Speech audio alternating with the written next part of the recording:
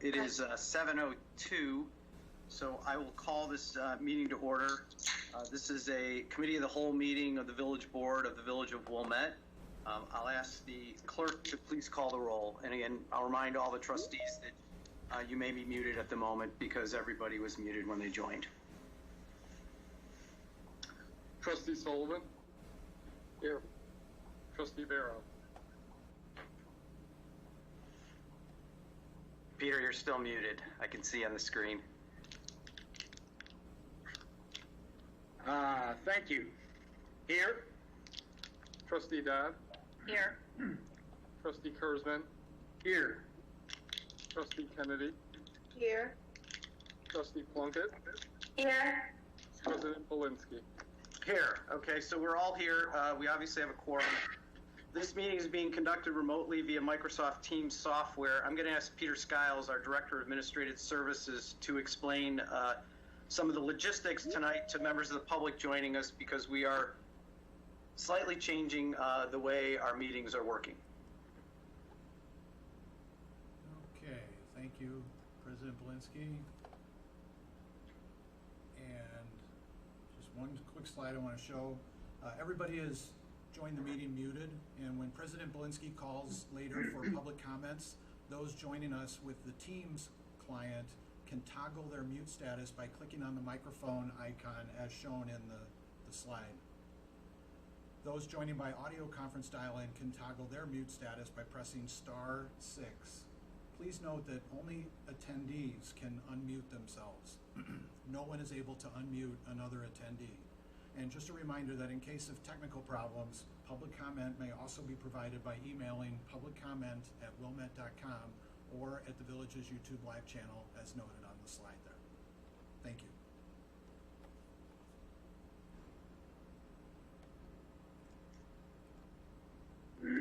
All right, thank you, Peter. For those of you watching this video in the future, the state of Illinois is currently under a stay-at-home order, which was issued by Governor Pritzker due to the coronavirus global pandemic. As a result, all in-person village governmental meetings have been canceled. However, the state also suspended the Open Meeting Act to permit electronic meetings of governmental bodies like the Village Board, and we are conducting our business tonight in compliance with the guidelines from the state. As usual, this meeting is being broadcast live on local access cable channel 6. And as Peter Skiles alluded to, also on the internet on YouTube, and I will read the URL for people who may be watching on channel 6 and want to move over to YouTube to make use of the public comment capabilities. So the URL for that is www.youtube.com/user/villageofwilmette/live. One more time, there are no spaces or dashes or anything like that. www.youtube.com/user/villageofwilmette/live. Since this meeting is being broadcast, a recording of the meeting will be archived on our YouTube site, as we do with all of our other televised meetings. I'm going to go into a little more detail on public comment. Peter alluded to some of these things, but because it's a remote meeting, we require a different mechanic for public participation. So to ensure that residents, business owners, and other interested parties have an opportunity to participate, we have solicited public comment prior to the start of the meeting via email. So if you send an email to publiccomment@wilmette.com prior to the start of this meeting, our staff will read that email during the appropriate public comment portion of the agenda. And again, if you are watching the broadcast and you would like to, via YouTube Live, and you would like to submit a comment, there is a chat feature on YouTube Live, and the screen is to the right of the video screen. And during the appropriate time, if you type into that chat box, a member of the staff will read your comment.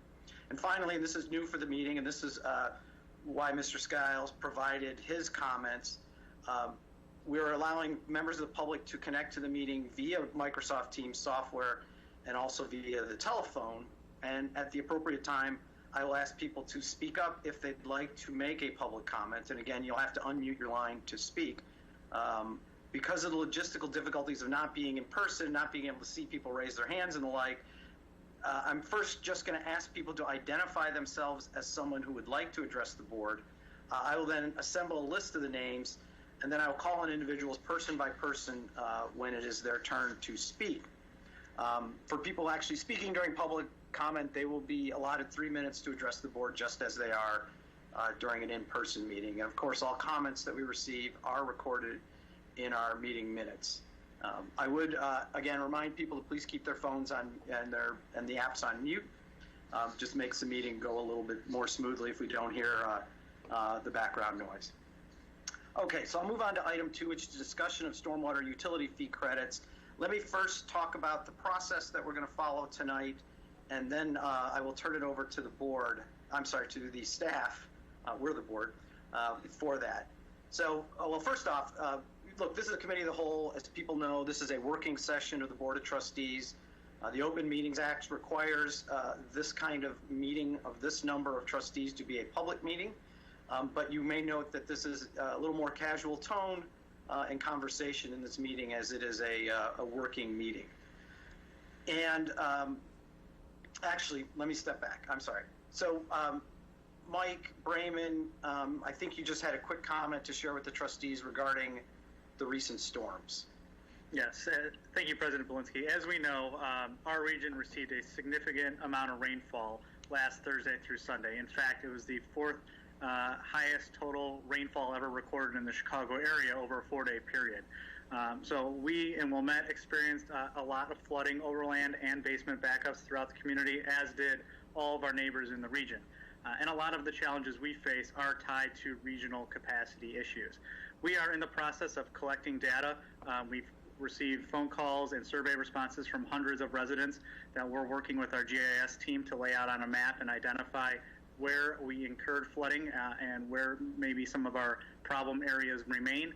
And we'll be presenting some of that data to the village board next Tuesday, May 26th at our meeting.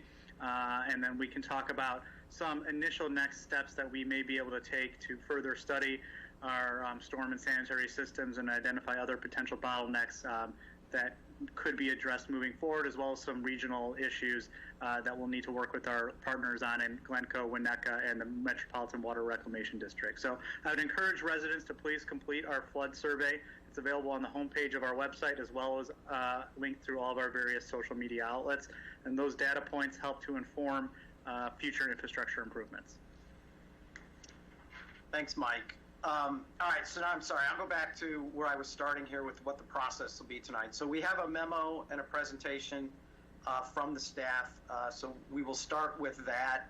There will be a Q&A. I believe Eric Hallgren is going to lead us through that. So the trustees are encouraged to ask questions and the like. After we get through the memo and the presentation, really the presentation, I will open it up to public comment to see if there's any public comment. And again, there are 3 different ways, which I will remind people of at the appropriate time to make public comment tonight. After we hear public comment, then I'm going to open it up to discussion among the trustees. I'll basically go around the horn and ask people to give us our point of view. And there's really 3 items. I think the 4th item is not as controversial. We can figure that one out pretty easily. But the 3 items are the detention credit, the institutional/501c3 credit, and then the maximum cumulative credit. So I'll ask everybody to sort of share their point of view on that. And then after everybody's had an opportunity to share their point of view, I'm going to go back around to each of the trustees, item by item, and basically get their number. And we will see where we arrive and where a majority of the board is comfortable moving forward with the policy decision. So just elaborating a little bit more on that, I'll first go on the detention credit. What's people's view on the maximum detention credit? What's people's view on the maximum 501c3 credit? And then finally, what's people's view on the maximum cumulative credit? So you'll get your chance to talk, and then I'll ask you for one number, and everybody will have that question. Then I'll come back and I'll ask you for another number, and then I'll come back and ask you for your final number. So, all right, so that's the process. I'm just going to kick off this by saying, at our last meeting on this, members of the board asked for more information from the staff. They asked for more detail, and we were fairly early in development of the databases and the like. So the databases are now more developed. The staff has done a little more research as well, to going through the parcel lists and trying cross-referencing and the like. We're also a lot closer to issuing bonds, so we have a much better sense of where interest rates are for at least the first issuance of bonds, which is the issuance that's going to really dictate the first fee. And so now we've got updated numbers and projections and a memo, and I really want to thank the staff. I think they did a wonderful job on this. I think it really fairly fully addresses the board's requests. There were some additional questions that were answered as well. So I'm hopeful that this provides all the info we need for decision tonight. And again, I thank the staff for their hard work on this. I think it really hit the mark. So with that, I'm going to be quiet, and I will turn it over, I believe, to Mr. Hallgren. Is that right? That is correct. So I'm going to go ahead and share the screen for the presentation. Can everybody see the presentation? I can see the presentation, so hopefully that means everybody can. Yes. Yeah, just fine. Thanks, Eric. Okay. So just as President Belinsky mentioned, that this discussion really is focusing on the stormwater credit options. There are 4 discussion points for the meeting this evening. The first component is reviewing the detention credits for properties that have MWRD compliant projects. The second discussion point is determining if the village should offer credits for institutional 501c3 properties. The third financial impact, the next one is related to credits, is determining if there should be a maximum credit value. And then the last part of the discussion is really associated with the billing timeline for the non-single family residential properties. Did the slide switch to the updates to credit assumptions? It did not. It switched to the meeting goals. All right. Having some technical difficulties. All right, has it updated there? Yes. All right. All right. So to provide a little bit of the background here, the information that's there's been some updates to the credit assumptions since the last discussion on this. We have completed this single-family residential database, and the first quarter billing has been completed. So we have a very accurate count for the number of single-family residential properties. Staff, along with our consultant, Raftellus, has gone through and updated the non-single-family residential database, and we have significantly culled that property listing to what we feel is a very good number. Since that point in time, we've approved the contracts for phase 1 for neighborhood storage projects, so we have a much better idea of the overall costs that are related with the first bond issuance for this project. The village is also engaged with a new financial advisory firm that has guided us through different options for our bond issuance, and we've made some assumption changes associated with our bonds. And then the last part is really looking at that overall financial climate due to COVID-19 and just kind of how that is hanging over the decisions that the board is making. So the next several sections are really going to do a walkthrough of the financial analysis of each one of the different decision points. It's going to provide some background information, basis for the credit, eligibility requirements for the credit, and then what that estimated financial impact of the credit is going to be. So, but I just want to caveat everything by saying that ultimately the numbers there is going to be some shifting in the numbers. As we move to phase 2 and phase 3 of the project, there will be updated construction pricing. As we go out to bond issuance, we will have much more firm numbers on what our debt service payments will be going out over time. Ultimately, this is a $100 million utility over the next 30 years, and there is that expectation that numbers are going to change in the financial model. But what we feel we have presented here as far as the credit options are truly exemplary of what the impacts of the different policy decisions will be. So the first decision point, or the first discussion point, is really looking at the detention credit. This would apply to non-single family residential properties. It would apply to previously installed projects as well as future detention projects. These projects are compliant with the Metropolitan Water Reclamation District's Watershed Management Ordinance. There's three parameters. There's the pre-24 ordinance, a 2014 ordinance, and then a 2020 ordinance. Each one of these different ordinances provide a different level of value to the village's stormwater system. As an example, the pre-2014 ordinance allows the detention of 6 inches of rainfall over a 24-hour period.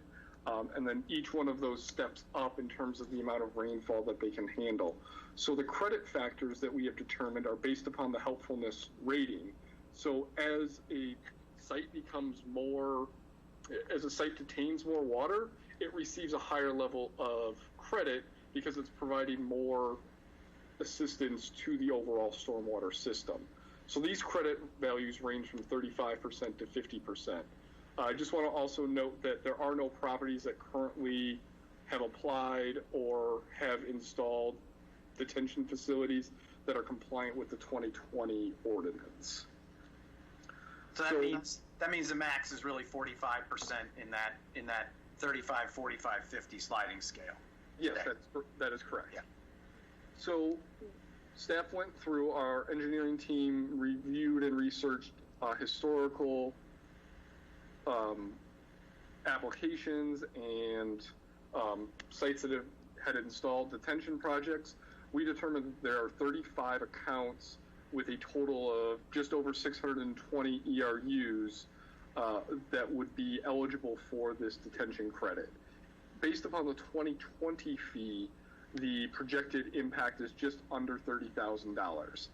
The other part to note here is that this is kind of a worst case model, that the whole site is not going to be eligible for that full credit. So if a site had detention underneath only a component of their project, of their site, only that component of the parcel would be eligible for that. So this number potentially comes down as we start to receive applications from organizations that have installed detention facilities. The next credit for discussion is the institutional credit. These properties must be both 501c3 and institutional use properties. So combining the two prongs of this credit really sought to eliminate entities that were for-profit organizations and then properties that are owned by 501c3s but that aren't used for charitable or educational or religious purposes. So it was really trying to specify it to a particular group of properties that was providing an institutional service and was a 501c3. Ultimately, this credit amount could be set at any level by the board. What we provided in the analysis were options that ranged from 5% all the way up to 50%. I know at the last meeting, this was a significant point of discussion about had we included all of the different properties that were throughout the village. I will say that I feel that we as a staff have gone through and done a really good scrub of all of the different properties. We reviewed the NSFR billing database, looked at each parcel and who the associated account was to determine if they would be eligible for this. We reviewed it against outside agency listings such as Charity Navigator. So we feel that this number of 36 accounts with 573 ERUs is a fairly accurate representation. And if there are any other properties that would potentially be eligible for this, that the number would be fairly nominal in terms of their ERU value and have a minimal impact to the overall financial model. Eric Peterborough here. Just dropping back a little bit to the detention credit, you've said for the 501s that credit could be set anywhere from this to that. That's also the same for the detention credit. You know that Raftelis has suggested that the credit not exceed 50%. But in fact, we could put a cap at a lower level, be it 45 or 40 or 35 or whatever, and then the other numbers, the other percentages would fall in place accordingly. Yes, thank you for that clarification. Yes, we would set that top range for properties that would meet that 2020, and then there would be essentially a sliding scale back that would determine the value for those that met the pre-2014 ordinance and those that met the 2014 ordinance. So thank you for that clarification. And Eric, I think you sent, I don't remember if it was in the subsequent materials or the original materials, but there is a table that shows that, correct? There is. So it was in the additional materials number 3 as part of the question and answers, and it shows we provide options at 15, 25, 35, and 45% caps. Okay, and so what the associated scales would be with those. Yeah, so if the trustees want to reference that, they can do that as well, and if we need to bring it up, we can do that at the appropriate time as well. And getting back to the institutional credits, if we were to look at the projected impact, the range from a 5 to a 50% is just over $3,000 to just over $30,000 for a 50% institutional credit. Next discussion point is really looking at the maximum credit. So there are 2 entities in the village that qualify for both the MWRD detention credit and the institutional 501c3 credit. So this discussion point is really looking at, should there be an overall cap to the credit value for these eligible properties? So what this slide is really trying to show here is that if we were to do a cumulative credit, so we would take 50% of the first bill, 50% of the remainder bill, that the 2 properties would have a combined bill of around $5,200.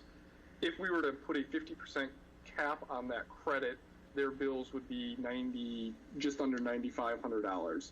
So the discussion here is really about, for the 2 properties here in 2020, is a discussion over $4,200 for what that impact of a maximum cap is for these 2 properties in the village.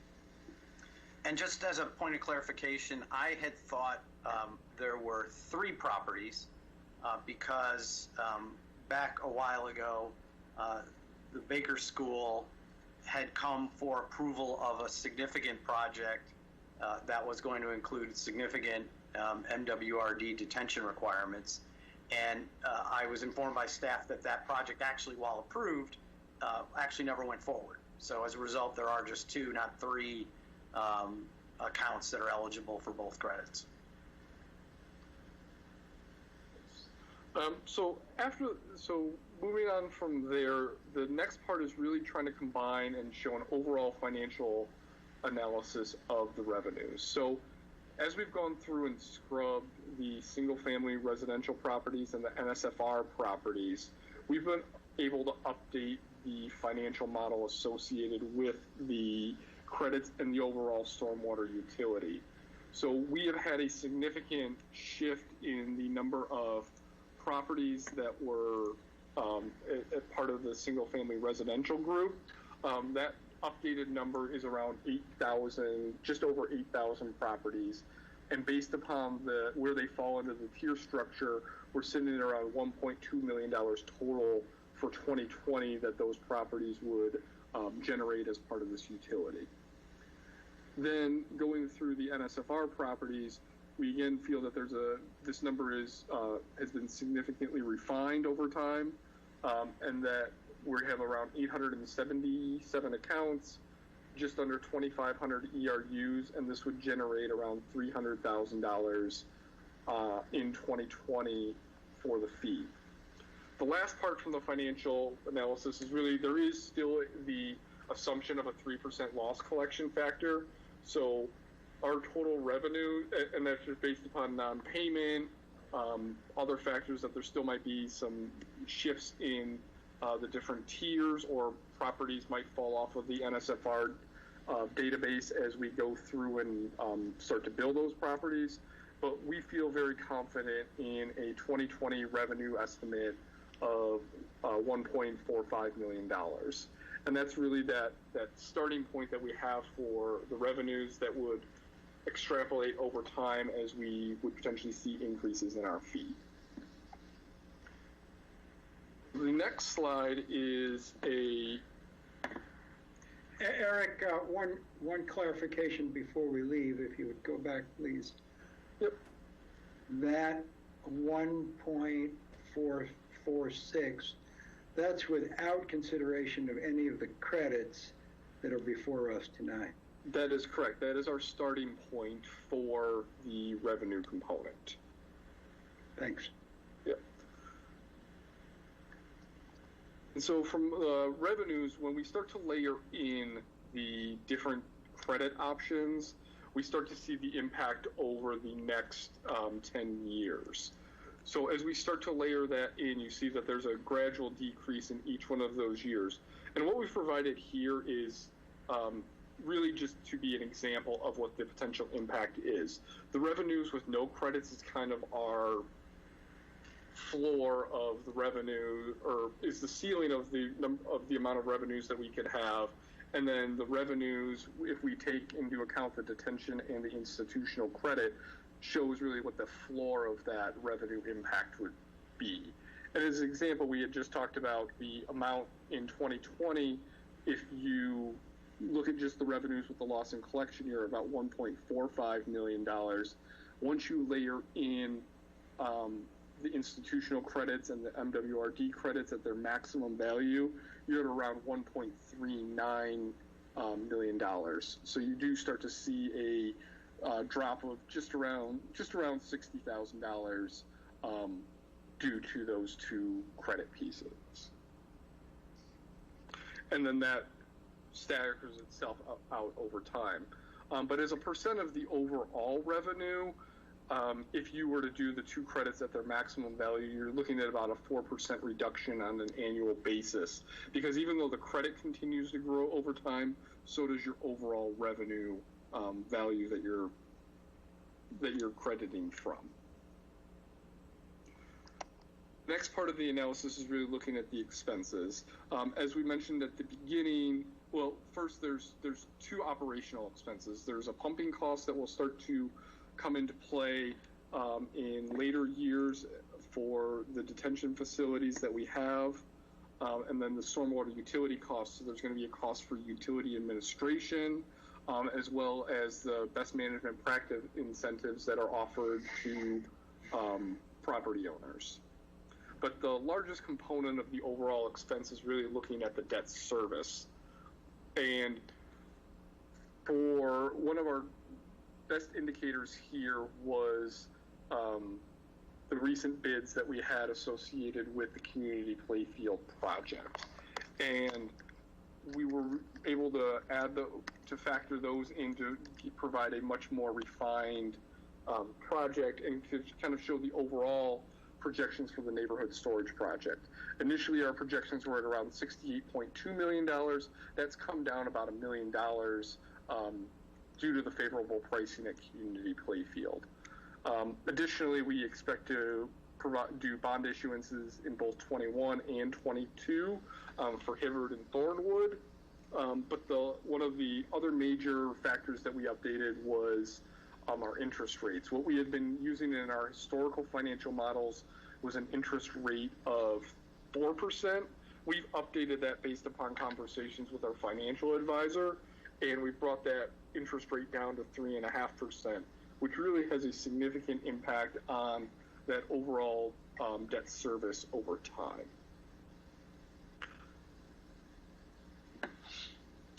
So from there, and this is really just trying to display what our costs are out over the next 10 years. And you can see the preponderance of the expenses really related to debt service, and that grows over time as we start to layer in debt for the next two phases of the neighborhood storage project. So this is where the two pieces for the expenses or the revenues and the expenses come together. And this is looking at a 10-year analysis of what the reserve levels are. And again, I want to kind of caveat the beginning of this with the statement that there is that full expectation that revenue, or that the fee structure will continue to be reviewed on an annual basis, and that there is not an expectation that we will build a reserve level that is $2.1 million over the projected reserve level. However, in years 1 through 3, we are fairly aligned with what our reserve requirements are at 20%. And so during those first several years, there wouldn't be as much capacity for changing the overall fee structure. But as we start to get out into years 4, 5, 6, you start to see that line for no credits start to grow. And I think that would be the opportune time for us to go through and do a full review. Plus, we will have our actual debt service payments associated with the next 2 issuances, which are really going to help us lock in that overall rate structure over a long period of time. So, but from a high-level perspective, if you exclude the credits, we would expect to build a reserve of around $3 million. And if you include the credits at their maximum value, you're looking at a reserve level of around $1.6 million. So you're looking at a change of around $1.4 million if you're looking at that difference between with credits and without credits. Eric, can you speak further to the reserve and the basis for thinking of a reserve at the 20% level for a project like this? So part of the rationale is because the stormwater utility is actually a component of the sewer fund, and we have matched the reserve requirements of 20% to be in line with the reserve requirements of the sewer fund in which it sits. I certainly think, and I think we've had this conversation where there's an opportunity where we can review that to see if there's an opportunity to change that reserve level. But right now we have aligned it with the fund that it sits within. Doesn't the sewer fund, though, have a variability that's really not, at least if we've done this right, that's really not going to be part of the funding for this project? Yes, I do think that's a fair assessment, but there is a little bit more variability on a utility that is semi-weather dependent for the sewer fee versus this, which would be a much more stable revenue source. Yeah, I mean, Peter, I think Kathy has raised the same question, and I've raised the question as well. I think that's something, given that this is much more of a fixed element and doesn't have near the variability that the weather-dependent current sewer fee has, given that it's based on water, we're certainly going to revisit that. And there's no reason to build big, huge reserves like this, with this fee. Of course, there's ongoing maintenance and all the rest of it, but I agree with you and with Kathy's sentiments that this is that we're probably not going to have a $5 million reserve ever relating to this fee. Well, reserves are great, but it seems that this is a situation where we probably could get by with considerably less. Yeah, I mean, somebody's got to fund those reserves. That's the other side, right? Yeah, exactly. Exactly. Somebody's writing the check. Yeah. I'm sorry. Go ahead, Kathy. So obviously, I thank you, Trustee Bureau, for bringing up the question around reserve level and things like that. I have an additional question on this slide. I'm just trying to understand, as we make a decision about including or excluding credits, why are we looking at it relative to the reserve level? I guess I'm just trying to understand. I mean, whatever decision we make, then, if we just make a decision to do credits, then all the impact's just going to be that the residents pay more. So I'm just trying to understand what this slide is intended to show us. I think the intention of the overall of the slide here is really just to provide an example of what it does to the overall revenues. It's not meant as an action item. It's more of a comparison to the baseline of what we've kind of used as the basis for how much money we think we should be carrying in as associated with the stormwater utility. Okay, so but how does it, I'm sorry to ask another follow-up question, how does it affect our revenues? Because if we decrease the amount that's being paid for the non-single family properties, isn't that just increasing the amount that's paid for the residential properties, so the total revenue doesn't change?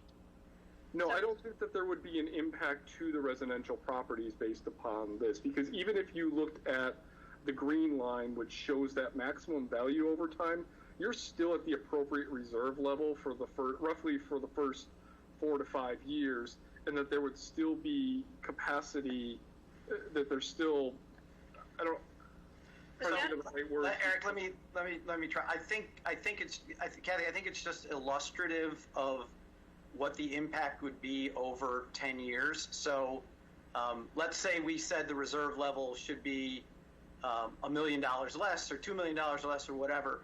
The impact is $1.4 million over 10 years, and whether that $1.4 million is in the reserve or it's $1.4 million that we could have reduced rates by, it's $1.4 million. It could be applied in many different ways. It could be a lower reserve level. It could be a lower rate level if we decided reserves should be lower. But the impact, however it is manifest, is the $1.4 million. Does that make sense, Eric? That I described it right? A fair assessment. And I think I want to caution against saying that we would have to increase resident rate or the single family rates or the non-single family rates to make up for that. You would only have to do that if you wanted to stay along the orange line, which I think everybody is in agreement is that this number is this number is too high over a period of time, and that fee structure will be adjusted at some point in the future. Right, but the point is that the aggregate amount over 10 years, given the escalation that's projected in the fees, is $1.4 million. And, so you could have, and again, we may not even want the rates to match the green line. So our future rate increases after each of the bond issues might be lower as the projections change. But in the aggregate, with the assumptions we have now and how much the rates are going up, these credits, which would grow with the rates, would be about $1.4 million for a 10-year period. So it's lower in year 1, it's higher in year 10. Kathy, did we get it for you? Yeah, I mean, we can have a discussion on it later, but yeah. Okay. We can come back to it for sure. All right, I think that kind of dovetails into the next section where we're talking about that account impact. And again, this is really just to demonstrate the value of the credits per account. So overall, there's around 8,900 single-family and non-single-family residential accounts. If you wanted to stay along that orange line on the previous slide, you would potentially have to increase the rates by $6.70 to make up that difference for the detention credit and the institutional credits. But based upon where we are at from an overall structure, there isn't that need to make up that difference, that there is capacity between the revenues and what our reserve requirements are at this point in time.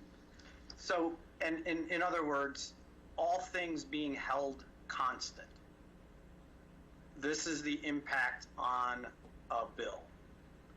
Right now, given the projection, we're showing plenty of reserves and the like, but we're certainly not going to build those reserves. But if you said, what does it cost? Is it fair to say, if we took the maximum credits, what is it going to cost each account in 2020? The answer is, all things being equal, the equivalent of about $7. Yes. That doesn't mean we're raising the rates by $7.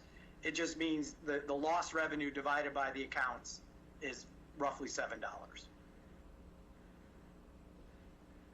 And then we show that over the next several years as that rate starts to increase over time.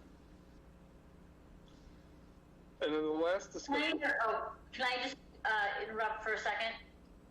This is Santa. Hi, can you hear me? Yep. Yes. So what I understand, and I think going back to Kathy's question about that reserve level, basically, the projected numbers that we have given people as of now builds this reserve probably more than we want to have it. And then I assume that in whatever way the bills would be going down, because, you know, unless something happens, we don't need to keep this kind of reserve. So, I mean, I think we have the value of these credits. I think what we're trying to say, or what this is trying to say is, you know, these credits don't necessarily, you know, increase your bills, but we would assume that, you know, if things go smoothly, the bills would be commensurately lower in the future if we, you know, had this reserve build up. Yeah, Senta, let me say it a different way. The bills wouldn't go up as much in the future because we wouldn't want to build a reserve this big. Okay, but we, you know, people are looking at, you know, we've given them numbers, which obviously, you know, need a ton of refinement. But, you know, they're looking at what's my average bill going to be for 2020, what's my average bill going to be for 2024. And I think that's kind of really where people are looking at that, and they're, you know, they want to know, you know, what's going to happen. Do credits move that up? Do they, you know, what do they do exactly? And we're showing that there is some cushion built into those, but yeah, I think that's exactly right. That the numbers in the future should be hopefully lower than what we have communicated to people because of the cushion. I agree with that completely.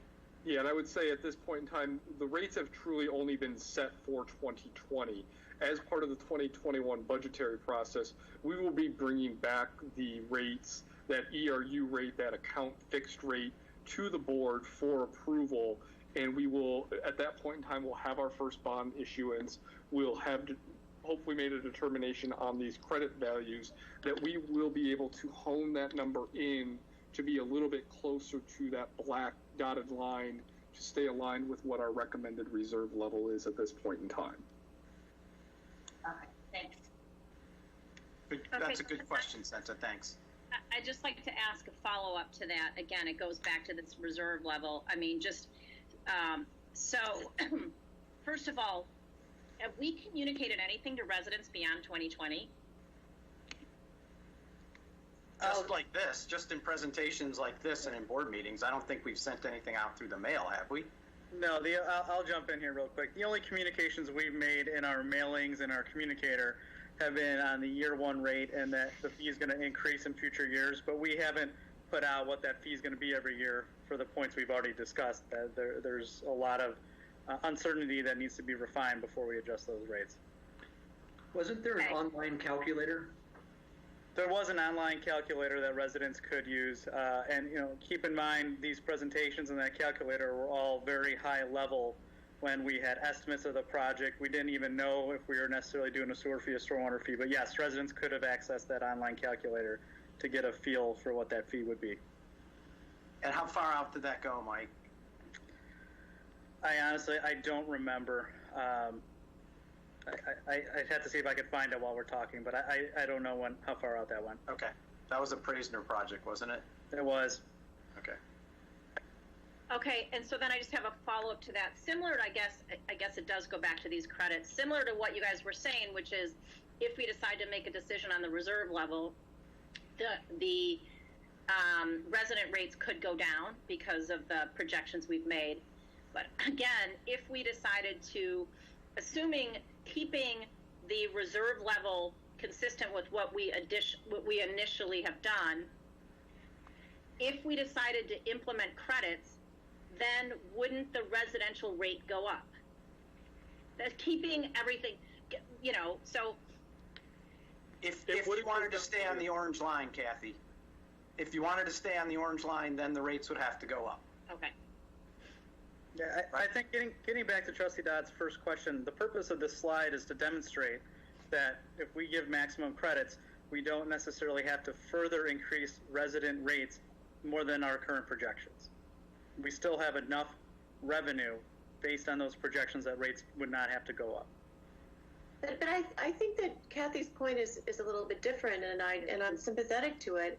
It's not a question of whether rates go up. It's a question of how much they can be adjusted down if you adjust your reserve fund down. That's right. It's $1.4 million. Correct. So all things being equal, it's $1.4 million. No, Yeah, but- and Trustee Kennedy, I was not speaking to that. I'm sorry if I was misstated. But the point here, this slide, I think we're getting really far in the weeds on, millions of dollars over 30 years. That's not necessarily relevant to the decision we need to make tonight. So bottom line of this slide is that no matter what we decide tonight, our fees will not have to go up more than projected. But yes, of course, we may not have to increase them as much if we do not do credits. Correct. Right. I think that's the point she's trying to make, and I think that's a valid point. No, agreed. And that was what I said as the initial response to her question was $1.4 million, and how it manifests itself, whether it's lower rate or lower reserves, it's $1.4 million. That's the aggregate impact. Right. Thank you, President Schuster. Thank you. Right. So moving into the next component is really looking at the billing process. So right now the NSFR properties have not been billed for Q1 and for Q2. So just looking for confirmation that we will retroactively bill them for those prior fees. Just to provide a point of example, it's around $146,000 that we have not collected at this point in time. There are several options that we've laid out here for that retroactive charge. The first one is that we would bill, and we're looking at a median bill here, is that we would take Q1 through Q3 and put that on their first bill in the third quarter. The second option is that we would take the remaining value and divide it out over the next 2 quarters, so they pay for Q1 and Q3 in the third quarter. And then the third option is really looking to spread that cost out over the next six billing periods, the 2 remaining in 2020 and the 4 in 2021. Ultimately, you would come to that same total value of $445, but it would provide you it's really a third option for spreading that cost out over time. Eric, the memo suggested that option C had some logistical issues. What are those? So I think the logistical issues is just kind of understanding what the capacity of the billing system is to do that calculation. I think option B is the most straightforward, is that we would just do a double up of the fees for Q3 and for Q4. It's just we haven't done any testing within that stormwater billing system to see how we could potentially spread that out. There's 800 plus accounts, and we wouldn't want to be doing a full manual adjustments to every account. So we'd have to see if there was capacity to do that. But really option B is the preferred option of staff to move forward and bill it 50% in the third quarter and 50% in the fourth quarter.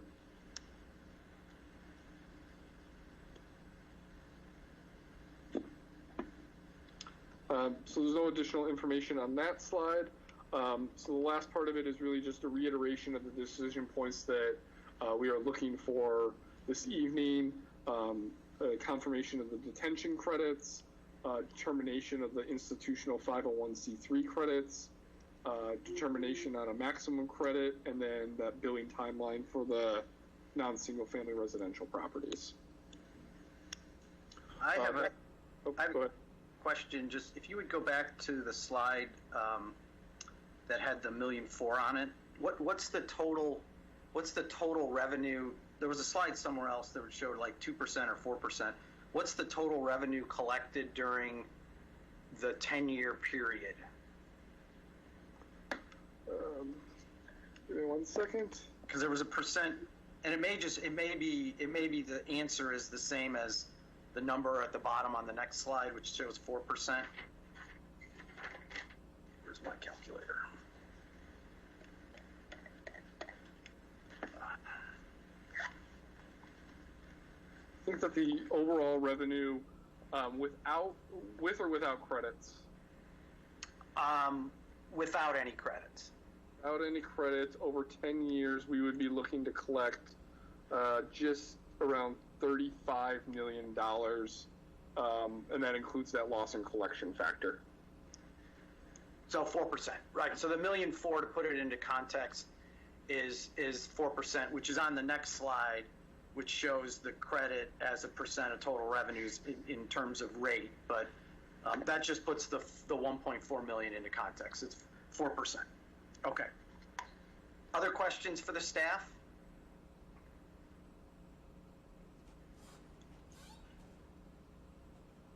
Yeah, I know many of the trustees took advantage of the staff's offer to sit down and talk about the details here, because the memo, this is a high-level presentation. It doesn't do the detail in Eric's memo justice, because there's quite a bit in there, obviously, as well.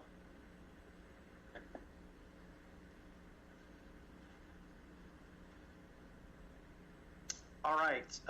If there's no more questions, I'm going to move on to public comment. Bear with me one moment. I lost my agenda on my iPad, so I have to pull it back up here.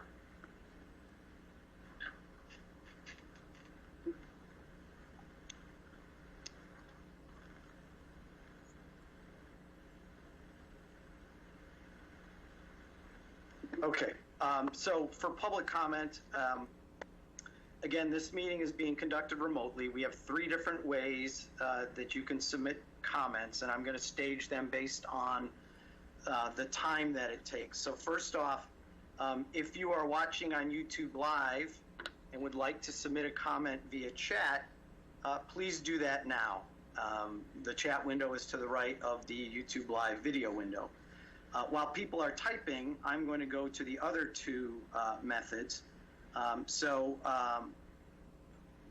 Were there any public comments submitted in advance of the meeting that related to the stormwater detention fee discussion? Public comment is actually an agenda item. It's agenda item 3. So general public comment will take then. But were there any comments submitted relative to the stormwater detention fee? This is Alex Artiega from the Village Manager's Office. We did receive 2 public comments in regards to the into the credits. Okay, would you please read those now? Absolutely. The first one, let's see. My name is Elizabeth Seeger, and I am a 20-year resident of Wilmette. I am opposed to granting stormwater credits to 501c3 organizations. For the record, I am not a resident who will directly benefit from the village stormwater project. I am, however, more than willing to pay my fair share of the stormwater utility fee, knowing that the village has agreed upon a fair and equitable fee policy. I am opposed to granting credits for the following reasons. Number 1, all properties in Wilmette are a burden to the village stormwater system and should pay their fair share based on their impervious services. Number 2, entities as well as residents and businesses who want relief from their fees should be encouraged to improve their properties to be less burdensome to the system. Hardship relief does not promote this kind of behavior. Number 3, 501c3 entities should not be granted credits when residents and businesses are not granted a similar opportunity to claim hardship. Prior to and since the onset of COVID-19, Wilmette most likely has many residents who are on fixed incomes or are unemployed, and businesses that may not survive the loss of business and rent or fee increases without some sort of relief. Number 4, all credits granted will be offset by higher fees to village residents and businesses who still don't know and appreciate the full extent of the increased fees they will be paying after 2020, as the fee structure is still not fully developed and available. Some will argue that the credit is good for the village because these organizations mean much to the village and its residents. Please keep in mind that not all residents belong to these organizations, and many of these organizations have members who are non-residents. In addition, they already receive significant and important government services for free due to their tax-exempt status. The stormwater fee is a usage fee for services we all use. We should all pay our fair share. Thank you for your time and consideration, Elizabeth Seeger. Okay, thank you. And there was one more you said? Correct. Okay, this is from Kate Gaja at 325 Central. Good evening. As you consider the stormwater utility fee credits for 501c3 institutions in our community, I would urge you to think of all the businesses and residents who are struggling financially during these challenging times under the shelter-in-place order. While I recognize that 501c3 organizations are also likely experiencing hard financial times, they are not unique and should not be treated uniquely on this issue. We have been told over and over again during the past 2 months that we are all in this together, and the same sentiment holds with regard to paying for the stormwater project. While the argument has been made that many of our 501c3 institutions are critical to the wonderful neighborhoods that make up Wilmette, so are the residents and small businesses. No one of these groups should be favored over the others.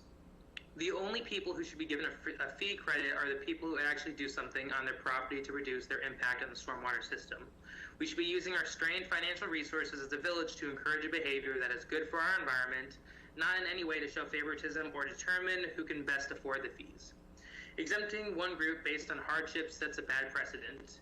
These fees are not easily borne by any community member, but were agreed to implicitly by all community members when the stormwater plan was passed.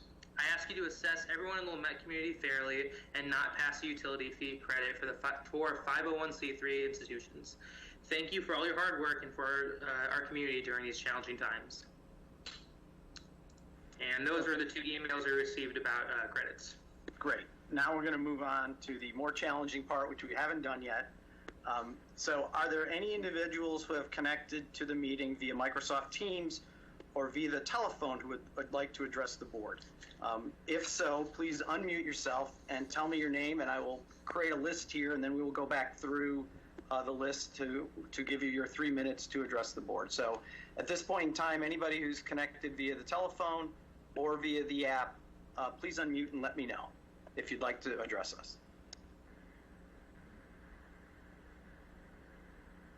And as a reminder, to unmute on the phone, it's *6, correct, Peter Skiles? Yes, that's correct. Right, and if you're on the app, you will move your mouse or your cursor to the video screen, and then you will see the mute button, the little microphone that you can click on.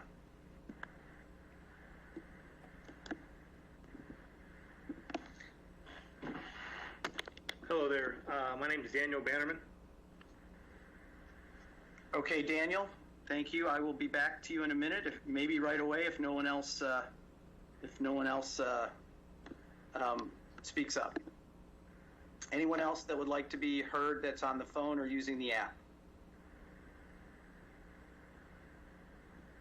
Okay, so Daniel, if you'll unmute yourself again, I will start the clock here. You have 3 minutes to address the board. The floor is yours.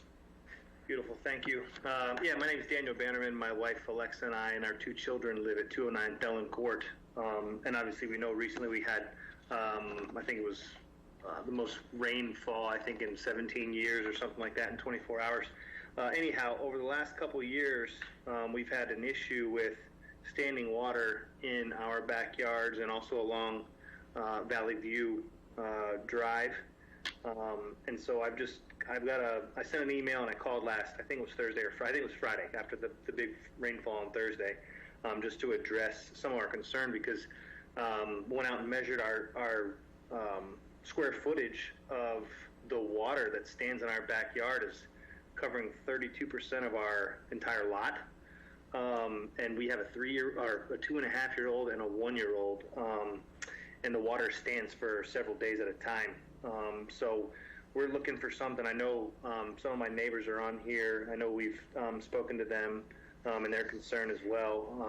So we're just looking for some answers as to what can be done to assist. I know we've reached out to Dan Manis and heard back from him. It's been a pretty good communication line. So we just want to voice our concerns with our children, our pets, our yards, just because it's damaging our property.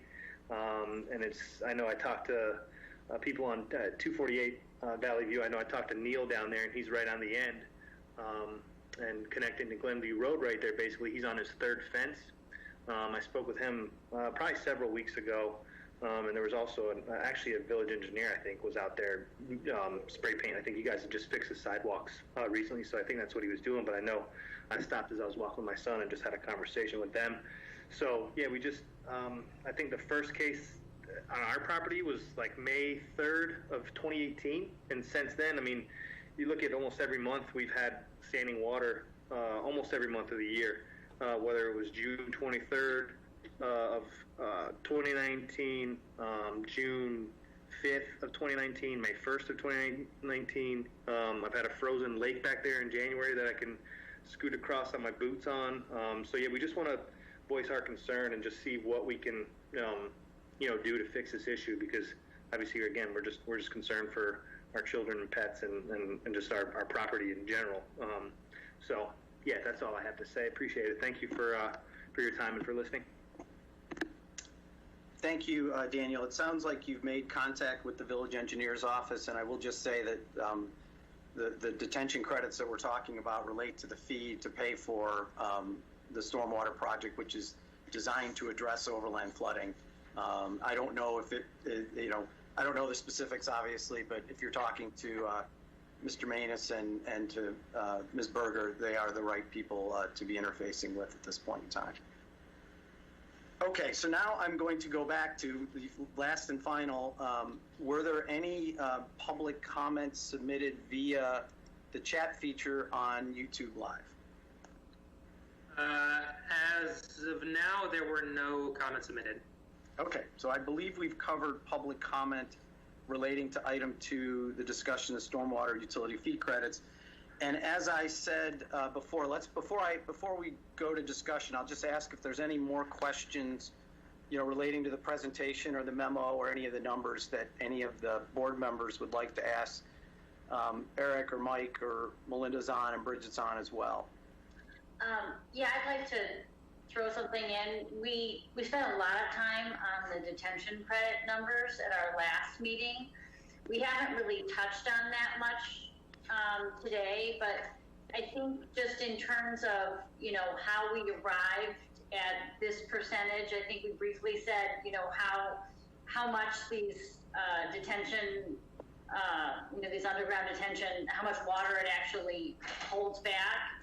I feel like we got to, some kind of rationale why we were at, a maximum of 50. I think we thought, roads and sidewalks are 30%, and there's a number for, 20% being connected to the storm sewer system. The water goes there eventually, but, maybe if we could just spend a minute or two just kind of clarifying, where those percentages for the detention credit came from. Mike, you want to take that? I think it might predate Eric, that conversation. Sure, and I'm going to try to share my screen here because I think that'll help focus the discussion, and I'll probably ask Bridget to jump in here and help me. So bear with me 1 second while I do that.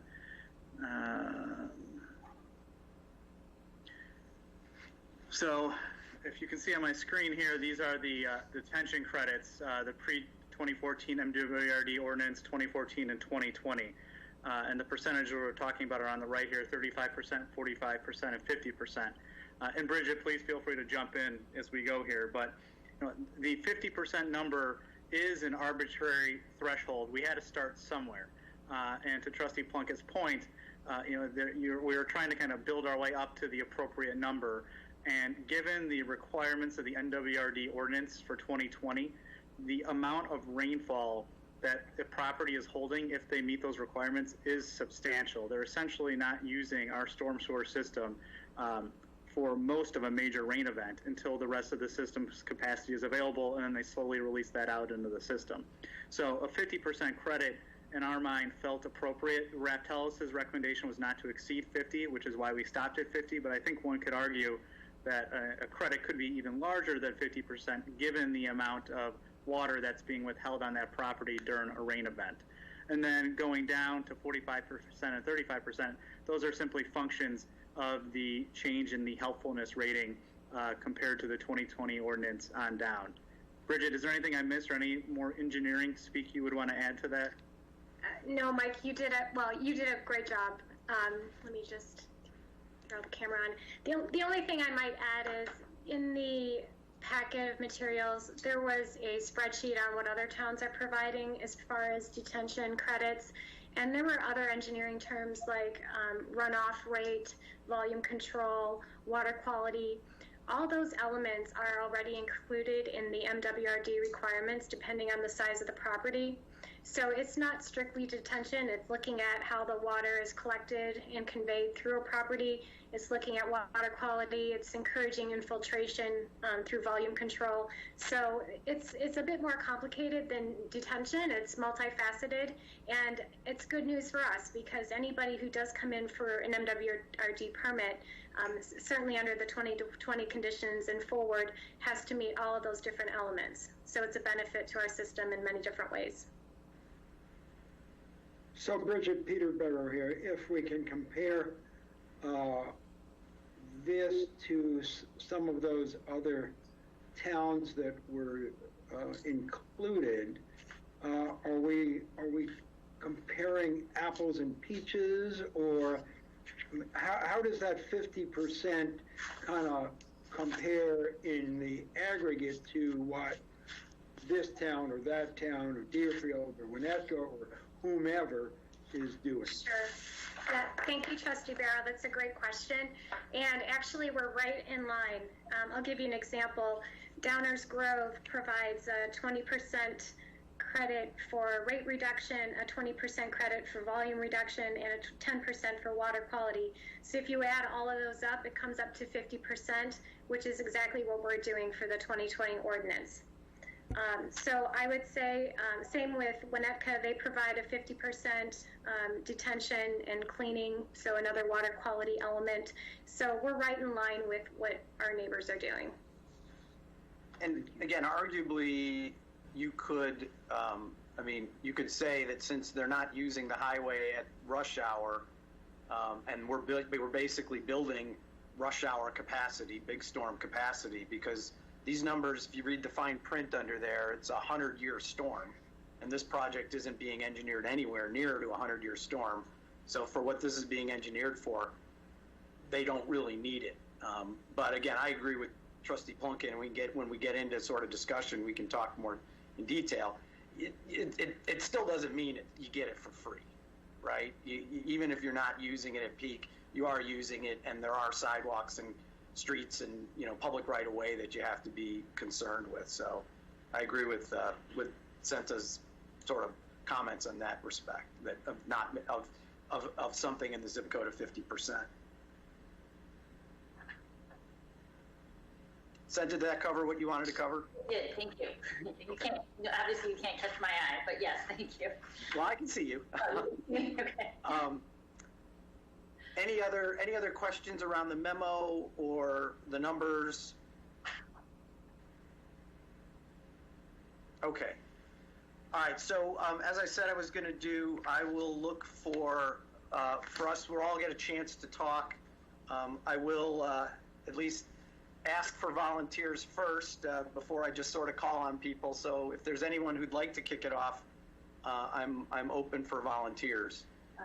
Well, since I was just asking questions, I feel like I have got it fresh in my mind, so I'm happy to talk. Okay. Trustee Plunkett, Senta, go right ahead. Okay. I guess first on the detention credits, I think that was helpful. I think there was a general consensus that it makes sense to have a detention credit, and I think based on our discussion in February and just the clarification from Mike and Bridget, I think the maximum of a 50% detention credit makes sense. I mean, right now we're at 45% and nobody is at 50, but hopefully, there will be projects in the future that meet that mark. And you have to remember too that some of the projects that are at 45 or 35 may only be for that portion of the project, and that those bills are lower. I think the big discussion is going to come in institutional credits, and I'm sure that there are a lot of thoughts out there, and there's a lot of right answers. There's a lot of things make sense. My thoughts on institutions, we all value our institutions. We value our businesses, we value our residents. I mean, we made it clear to businesses during this time with our sales tax rebate that we value them, and institutions make up the fabric of our community. I think if you look at this list of 501c3s that are also institutions, I bet the majority of Wilmette residents are connected to one or more of those institutions. When we had the discussion, when we exempted the schools in particular, I know that the main thought was, you know, we're going to be paying for this anyway in property taxes, and they don't have the ability to raise taxes. But I think what also kind of tugged at our heartstrings, honestly, was hearing the principal from Avoca talk about, you know, what programs might need to be cut for them to pay this fee. And honestly, I think it was, on behalf of a lot of us, it was, you know, partly an emotional decision. And we didn't have the benefit of listening to our private institutions at that same time. But I think that, you know, we have heard from them since, and we understand that, you know, while they may not all be on the same footing, these bills are going to be a burden for many of them. I think when we looked at the school, we were a little shocked by how large the bill was, because, you know, they have a lot of impervious surface, they have playgrounds, they have parking lots, just like these institutions do, because that is, you know, that is part and parcel being an institution. Being a church, being a synagogue, you have a large parking lot. You may not only use it once a week, but you have it for that purpose. And when we were looking at this stormwater utility fee, I know we wanted to have a fixed fee, but we also looked at the possibility of doing it on the sewer fee. You know, doing it on the sewer fee would probably, these institutional bills would be a lot less. They would still be contributing, but they probably would be contributing a lot less because they are so large. So I know, you know, I guess my basic thing is that the burden to some of these institutions is very great. While it's spreading it out, the burden to the individual property owners we saw on the chart was not a lot. Now, you know, we talked about different percentages, 50%. I think that is a little scary to some people. I want to throw out a compromise here. If our highest bill, if our highest credit right now for the detention credit right now is 45%, I'm going to suggest, I don't really know where I'm at, maybe a 40% credit for institutions. It would still, they would still be paying a significant amount, but they wouldn't be paying as much as we would in detention credits. So it might be, you know, a policy decision there. So I'm sure I'll have more thoughts after I listen to everybody speak, but that's, you know, kind of where I am now. Thank you. Thanks, Senta.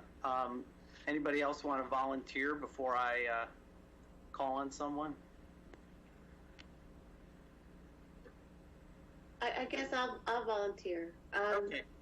Gina, go ahead. Thank you. As far as the detention credits go, I'm very, I will look upon them very favorably. It seems the whole philosophy behind the way we structure the fee is to try to measure the impact that various landowners have on the system. And we do that using GPS data, and impervious surface is measured from the air, but it can't see beneath the surface. And so in the case of these detention tanks, you have something that cannot be measured in the normal course of things, but that we know has a significant impact and a favorable impact on these, the contributions that these institutions make to stormwater control. And so it makes perfect sense to look below the surface as well as above the surface. And to me, it doesn't matter whether those improvements are required or not required. The point is, they do impact the amount of runoff and the burden put on the system by the properties, and we should take that into account. That's just an equity issue, and I have absolutely no problem with that. When it comes to the institutional credits, though, I think it's a little different. Like Senta, I don't for 4 seconds doubt the value of the institutions to our community.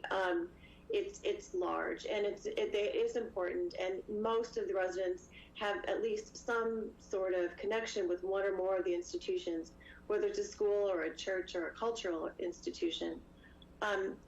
Nevertheless, the burden that they put on the system is also real, and we are not taking into account the affordability of credits for any group in the village other than the institutions. The businesses are not going to be given a break, no matter how hard and difficult, particularly in today's climate, how burdensome the fee is to them. And commercial landowners are not going to get a break, even though it may be a financial hardship for them. And homeowners are not going to get a break, even though it can have a financial hardship for them. So we are making a decision to reduce, when it comes to institutional credits, we're making a decision to reduce their fee based on their contribution to the community without judging the contribution of the other members of the community and without looking at the hardship to the other members of the community. And to me, that's an equity issue. And it just doesn't make sense to me to do that. And another thing that sort of does not make sense to me is we are just taking at face value the assertion that made by some of these institutions, but not the majority of them, and interestingly enough, just a few of them, that this is a financial burden that will literally be existential for them. But I don't think that we would ever accept that sort of representation without asking for more documentation or support for that. And if it were somebody else, and I don't want to get into their books, and I don't want to look and see exactly what a hardship it is. I don't think that's our job. I don't think we're competent to do that. I think it's totally inappropriate. So and I'm troubled by the idea that only one class of people gets a break if they have a financial hardship, and I'm troubled by the idea that we would accept the notion of a financial hardship without any proof. So on that basis, I'm opposed to the institutional credits, but as I said, fully in favor of the detention credits. Thank you, Gina. Any other volunteers?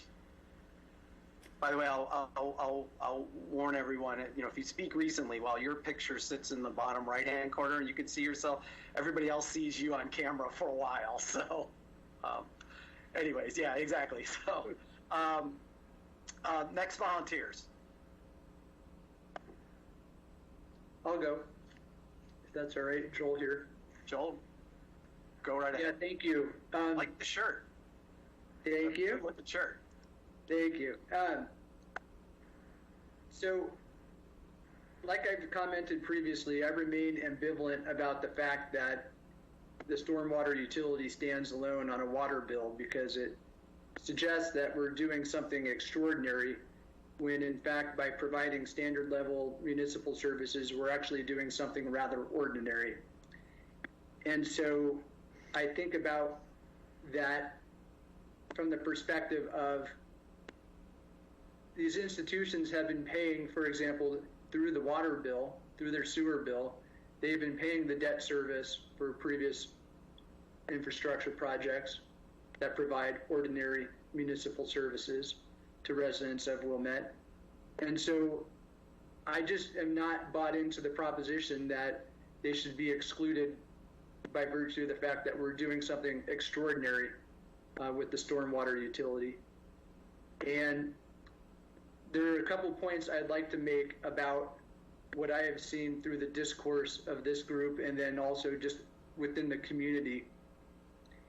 And one of the points that I want to hit on is whether the utility is meant to be more than a financing mechanism. And I think it is. I've already had my hopes dashed once insofar as when we first were getting the information from Raftellus, I think a lot of us were hoping that this utility could be a lever by which we can encourage positive behaviors to improve stormwater management. And what we've come to learn, and I accept it, is that it's burdensome and it was not realistic that we could develop ERUs for a specific property.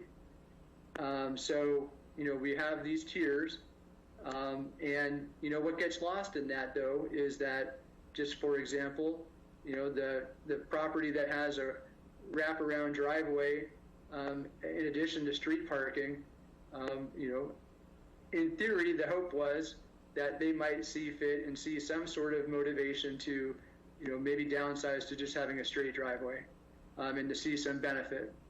But that type of granularity isn't going to happen, and that's okay. But the question is do we throw out the window altogether the proposition that this utility could encourage stormwater management practices? And I do think that the detention credit makes a lot of sense, and I do support, as recommended, the detention credit, but I don't see that playing the same way for institutional credits.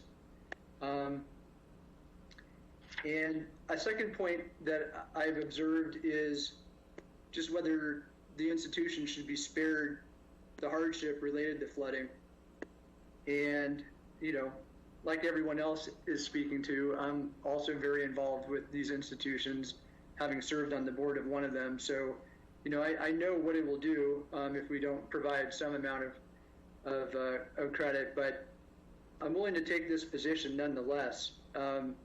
I think that being part of our community is to acknowledge and recognize and experience the hardship of the community. And I don't see how an institution can be considered part of our community without feeling the impact of flooding, just like the residents have. And for large swaths of our community, flooding has been an outsized portion of their experience being a resident of Wilmette. And so, I think that when you ask people why they move to Wilmette, they typically answer the schools or the parks. But I think with the work that we're doing in getting the neighborhood storage project up and running, for example, we're making Wilmette just a great place to live, period. And we all have to do our part with that. And so, I would differ from a previous comment made. I think some of the groups, some of the institutions would be paying out their nose if we did it by water consumption. And they're actually getting a break by virtue of the stormwater utility. So, I just think it's part and parcel of being part of our community. So I'm less inclined on the institutional credit. I'm starting with 0, but I'm curious whether I can be compelled by subsequent colleagues, into something else. But my starting place is 0 for the institutions. Yeah, I appreciate the chance to share my thoughts. Thanks, Joel. All right, 3 down, 4 to go. Who else would like to speak? I think the next person that speaks will take Bridget off the screen, although it's just her picture that's on the screen right now. President Belinsky, I'll do so. Peter, go right ahead. Thank you. First, I would like to thank Eric, Mike, Melinda, and anyone else that touched this for putting together this much detailed information as quickly as they have under the circumstances that we're all living with today. This has been very helpful, and certainly having my questions answered in speaking with the staff has been very helpful. So I thank all of them for the work that they've done and for their availability. When we started thinking about this, at least for single-family residential properties, we focused on, the credits that we focused on were actual things that property owners might do in order to mitigate the problem of stormwater runoff from their properties. And we've come up with a modest set of benefits that single-family properties can avail themselves of. And if that's the best we can do, okay. But again, the benefits there are related to what those property owners do or don't do with respect to their property. That plays into the discussion about the detention credit, because there, we're being asked to give a credit again for something that someone has done or will be doing, which impacts directly our system. Whether or not it's required legally, nevertheless, looking at it from the perspective of the operation of the system, they're doing something and there's a benefit for it. In my mind, it gets a lot cloudier when we start thinking about the 501s. Because what we're being asked to do is to reward a group of institutions that have been identified by some, if not all of us, as being valuable to Wilmette. And I actually think they're quite valuable to Wilmette. I'm going to digress here and just tell you a personal story. That when our son was in 6th grade, he played in a private basketball league. And we needed a court to practice and to be our home court. We couldn't use the public schools or the park district because, it's a private league.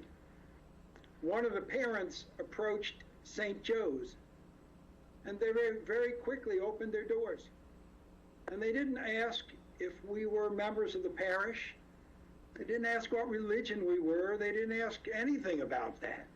They just said, we have a gym, and you're welcome to use it. And Father Kane came one night, and he blessed the boys, and I think the very next week we won. So I get it. These are valuable institutions that many of us participate in. Certainly, St. Joe's antedates, all of us at antedates Wilmette. So these are part of the fabric of our community. I entirely get that. But I think very hard about the sense of the 2 emails that we just received and what Trustee Kennedy just spoke to, which of the fact is that these are virtuous institutions, but we're being asked to reward virtue apart from what any of them do for our stormwater project. And I find that a little troublesome because there are businesses in Wilmette that truly contribute to the fabric and the best part of living here. If you've ever worked on a project on a Saturday afternoon and found you needed one nut or one bolt or one screw, you knew you could drive over to Millens and they would tell you that and they would give you a lot of expert advice. That's a great thing of Wilmette.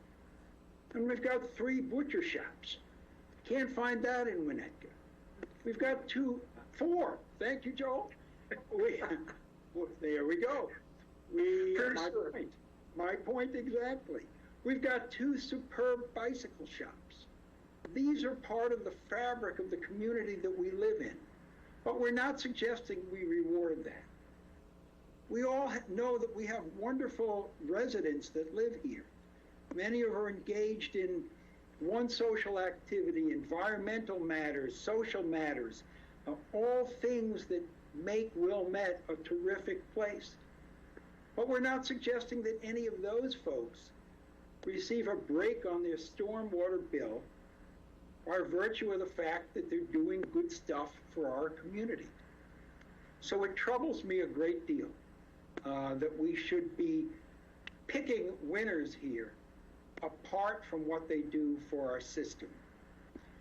To perhaps reiterate what Trustee Kennedy has said, I also don't think it's appropriate for us to engage in any sort of economic thinking that, well, it's going to be an economic hardship when we don't have that information.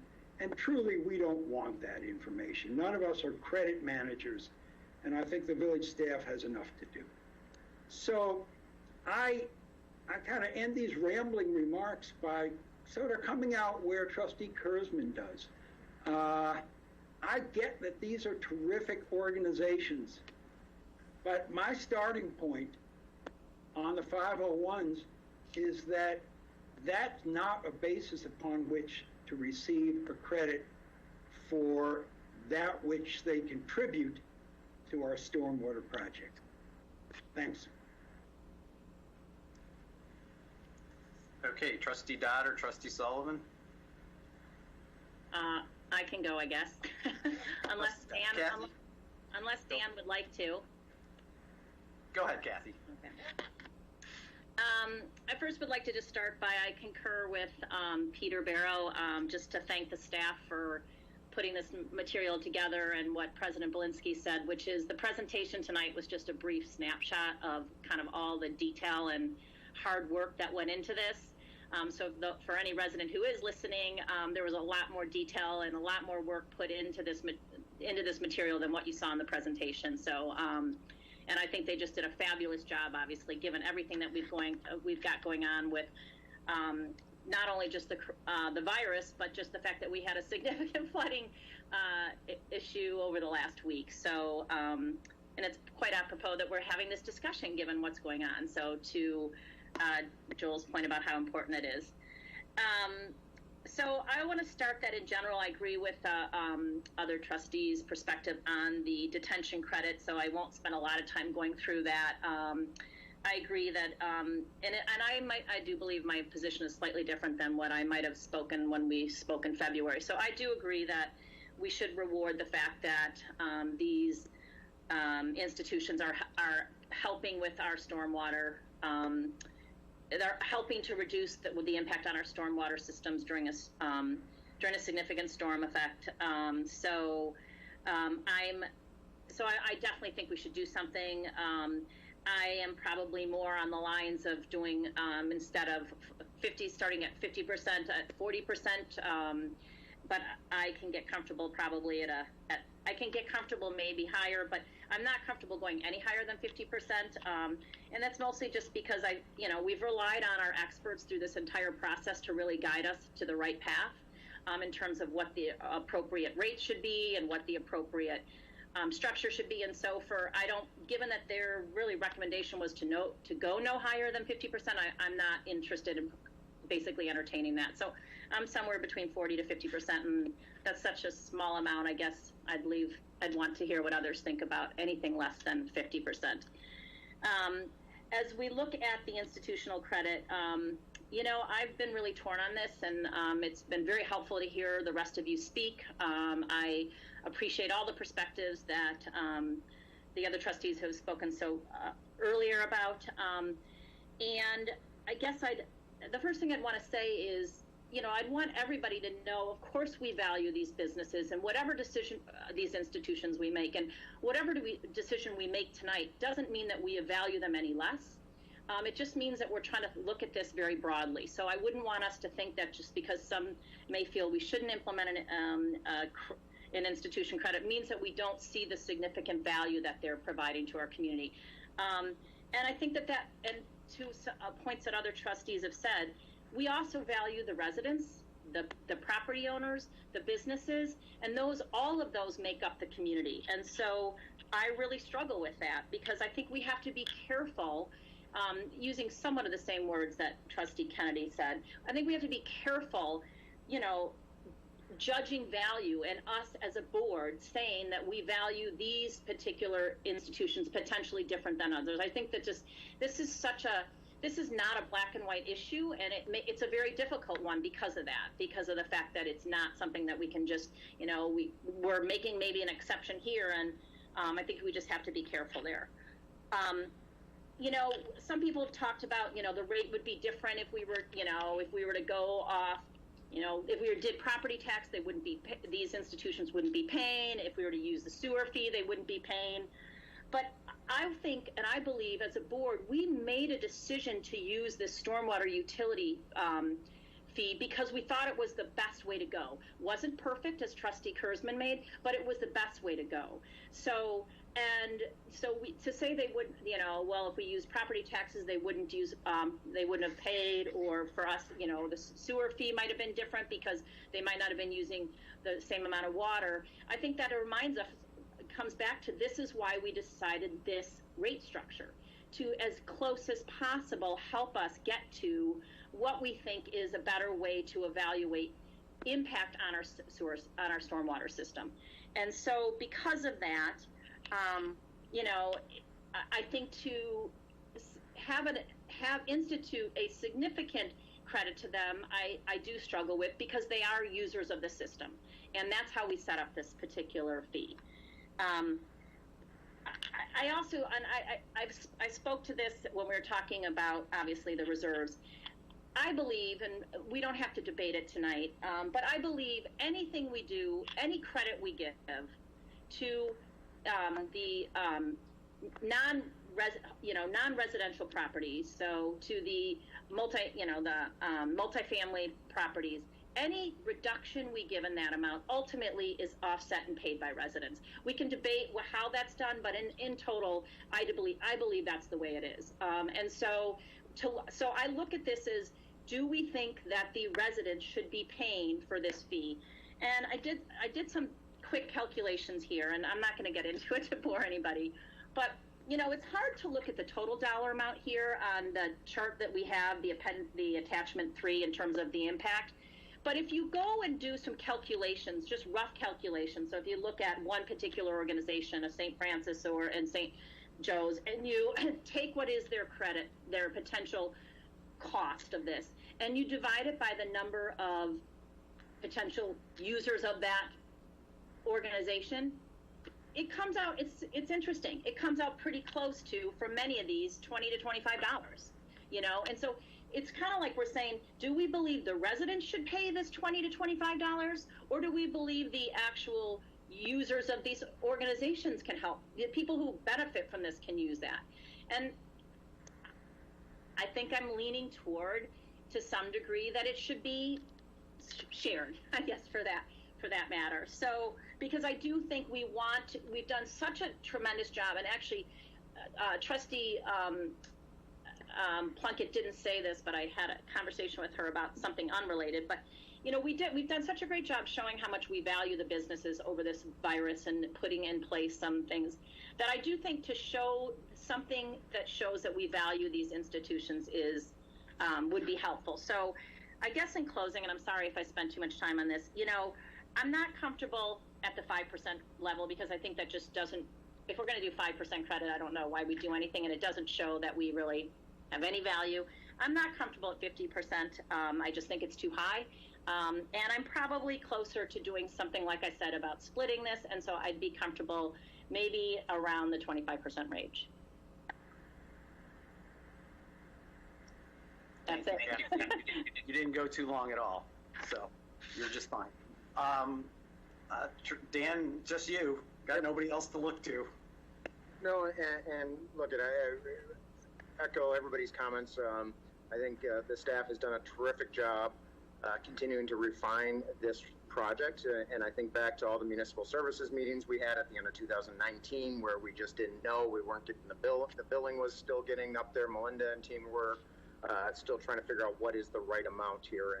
And obviously it's a testament to everybody in the staff of how much we focused on how do we fund this major project, that it's exciting to see it go through.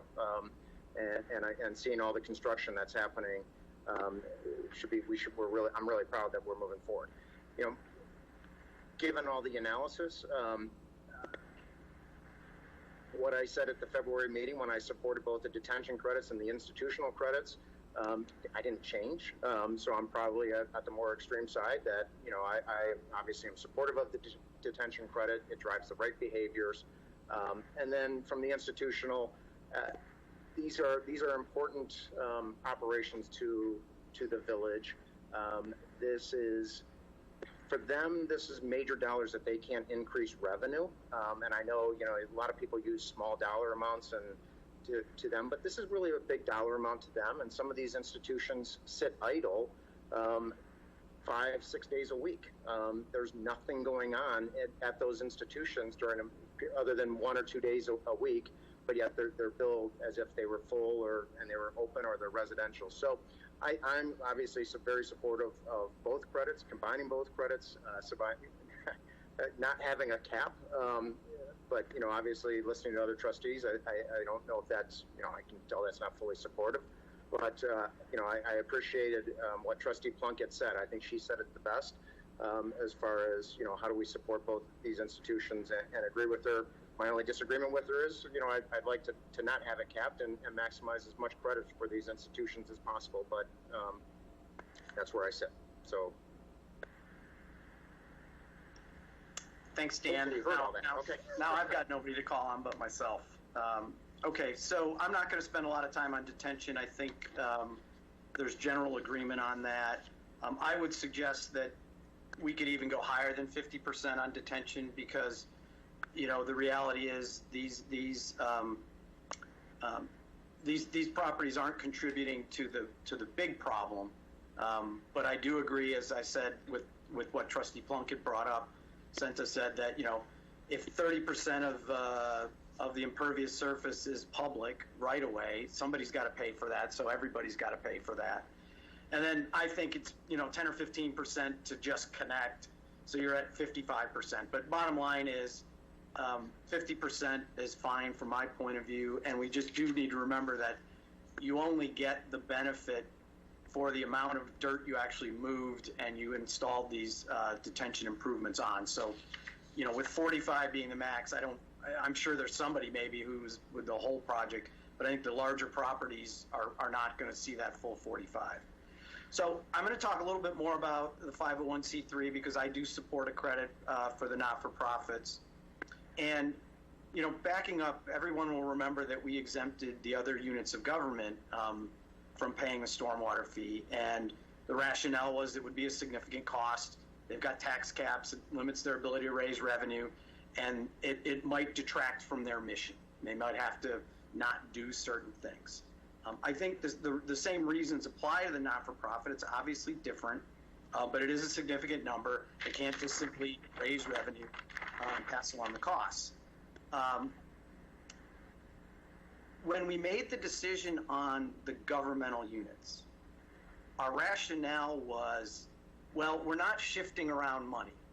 We're not creating winners or losers here. We're just moving it from a different line on people's property, on people's bills, okay? So instead of paying more property tax to the Wilmette Park District, who then would remit that money to the village of Wilmette for our stormwater fee, it's just instead the residents are picking that up in their stormwater fee.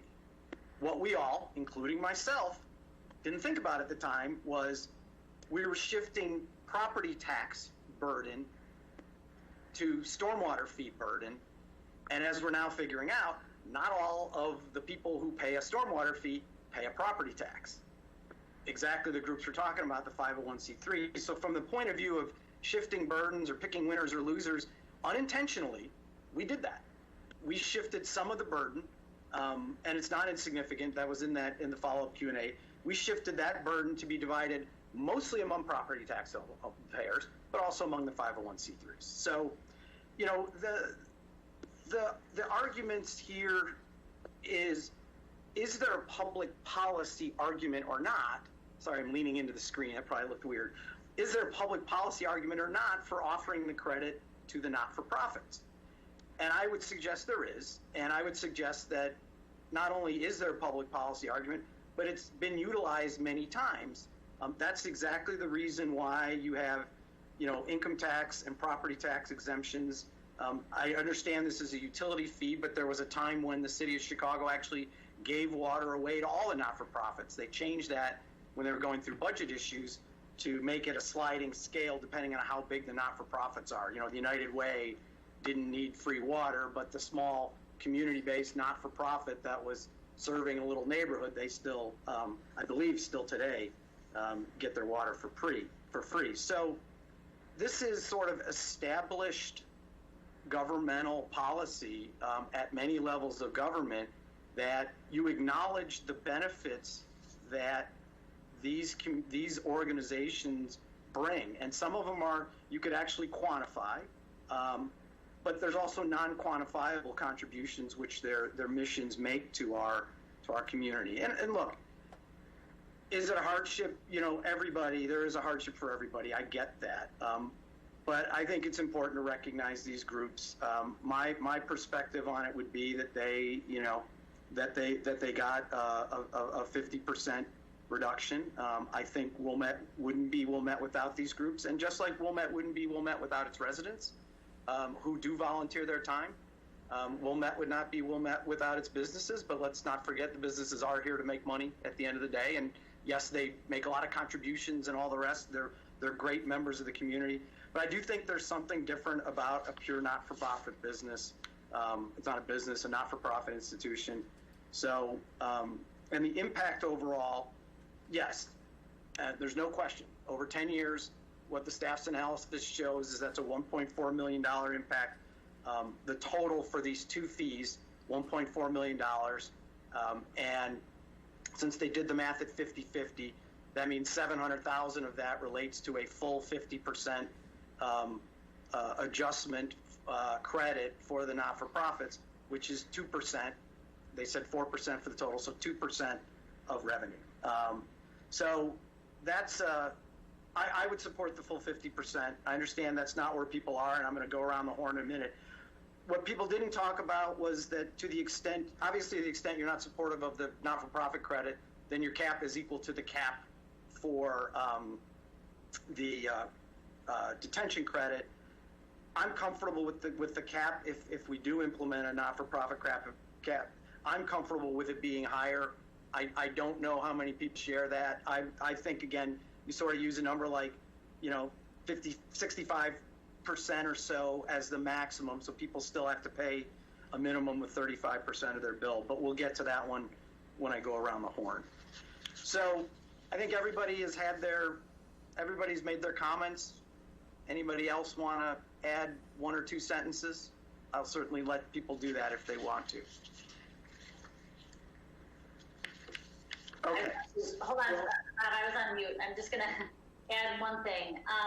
You know, I think we talk about, you know, these institutions versus businesses and, you know, property owners, and we're not giving a hardship to anything. I think I just want to mention, you know, some of the unique characteristics of these institutions. Number one, that some of them predate Wilmette itself, and that their size is a function of, you know, the community that they serve, namely their physical size, not necessarily their membership. But I think their physical size of, you know, churches, synagogues, schools, you know, just like the Park District and District 39 and Avoca, that physical size is unique, and that physical size functions in a very unique way. And luckily, most of the businesses that we are talking about have a much smaller footprint, and their bills are not so enormous. But when you talk about a $25,000 bill for St. Joe's and St. Francis, when you talk about a $20,000 bill for Regina, those are when the numbers get exponential. And, you know, a lot of these institutions were around well before best stormwater practices, and it would be wonderful if, you know, they could also institute best stormwater practices, but we know that it's really when you just do construction and you're digging up the earth that you build this. So unless they're going to do a major renovation, you know, we can't expect the kind of MWRD detention credits that many of these newer businesses or hotels are doing. So I want to factor that in. That doesn't mean that they're getting it for free. Certainly not. I mean, even at the max, 50%, they're still going to have a really high bill. But I just think that, you know, their function as an institution relates often to their size, and that's when these bills get exponential. Thanks. Anyone else? Thank you, Senta. Yeah, I'd like to just observe about the public schools and about the Park District that they have been excellent partners to us in doing the neighborhood storage project. They are contributing to improving stormwater for the village. So your points are well taken on them, but how could you be more helpful than the Park District right now? Oh, I agree with that. There's no argument for me in terms of our partners at the Park District or the school district. Anyone else? Okay. No, I do want to just say, I'm sorry, I just would like to add one thing. Go right ahead. So The floor is yours. I want to speak to just one thing. I think what's hard about this is that, looking at each of these institutions, each tell a different story in terms of just, how long they've been here or whatever, and I can't remember who mentioned it, that, a number of these institutions, maybe only have, have people there one day a week or whatever. But I don't disagree with that. I mean, a number of the churches, for example, actually do have nursery schools there, day programs.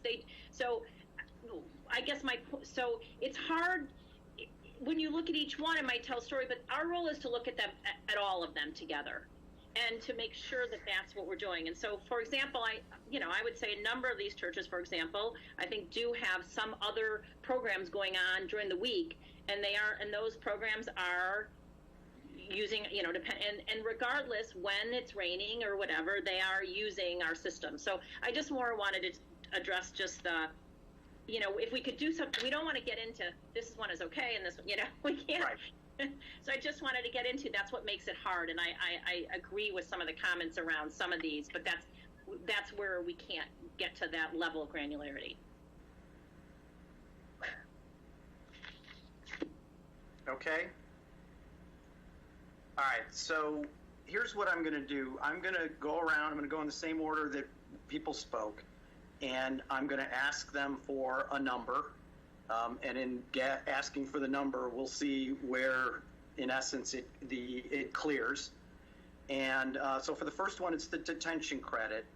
And the detention credit, we're presuming the sliding scale as the staff sent us. So if you say 50%, it's 50%, 45%, 35%, with no entity today having more than 45%, but the 2020 would be for 50%. If it's lower, it would scale down as the staff has shown us in the other stuff. So I'll start with Senta. What's your maximum detention credit, Senta? I agree with that formula. So my maximum would be 50%, staying at the 2020 requirement. Okay. Trustee Kennedy? Gina? Yes, I would agree with the 50% as well. I think that it was well researched and thought out. It makes a lot of sense to me. And I would defer to the people who know better. Okay. Joel? I agree. So 50%? Yes. Okay. Peter? I'm for 50% also. I think that's a reasonable number, and I think there's some logic behind it. So that would be fine. Kathy? I'm fine with 50%. Dan? 50%. Okay, and as I said, I'm fine with at least 50% as well. So that one's easy. 50% it is. Okay, now we'll move on to the more challenging one. So again, one number, please, the 501c3 credit, and we'll see where it all shakes out. Senta, you're first. Right, I had suggested 40%, which is 40. Less than the 50%, obviously, less than the current MWRD standards of 45%. Okay, Gina? I as much as I value the institutions, and I really do, I just think the equity suggests that if we're going to look at hardship, we need to look at hardship across the board, and this doesn't do that. We're not going to open up the issue of what we're charging commercial properties or homeowners based on hardship, and I don't think that we can do that here. So I would say 0. 0%. Joel? Yeah, no, I've tried to, learn from others' perspective, but I simply haven't been compelled. So I'm still at 0%. Okay. Peter? This is a real tough one for all of these reasons, because I think, frankly, that everybody's right here. I'm certainly not at the high end, and as Kathy suggested at the very bottom, it's really a meaningless benefit. I continue to be troubled by the idea that we are providing a benefit for what we are determining to be a beneficial group of people, a group of organizations, without even addressing the financial hardship question. That kind of picking of winners and losers is problematic to me. So I would answer your question with 0, but I have to say I have some softness to it, and with some further conversation, that number might increase somewhat.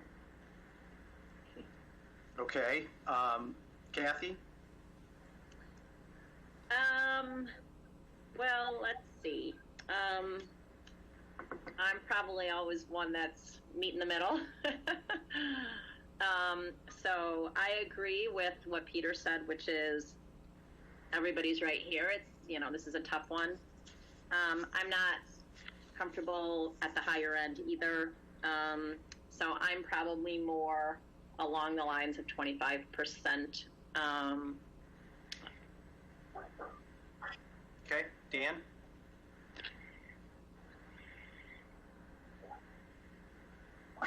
Sorry, I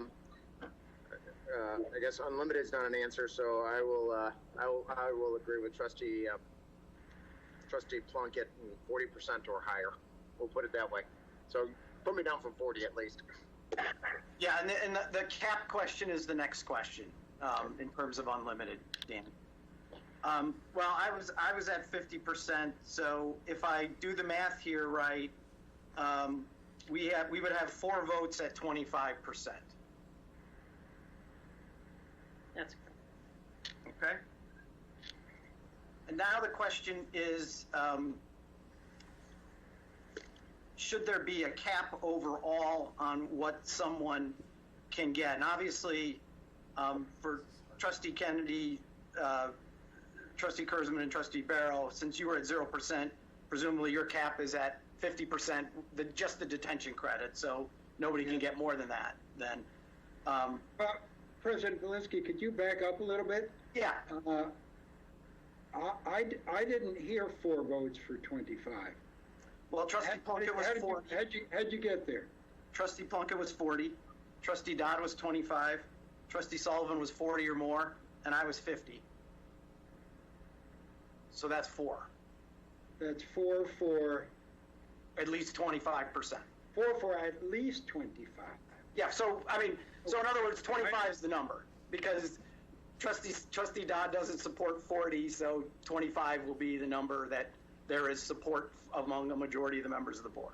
Well, can I just ask, could we get support for a third? Who would support a third? Doing that, there's a big difference between 25 and 50%, and I just want to, give trustees a chance to think about that number. It's obviously a lot less than I was hoping for at 40. You and Dan talked about 50. Is there support among? Peter didn't get to really vote because I think he wanted to throw out a number, but was it 0? Would there be support? Enough support for a third? I'm just wanted to throw that. Yeah, so Senta's question is, if I believe there's three people that are 40 or more. She was wondering, and Peter, I heard your squishiness as well.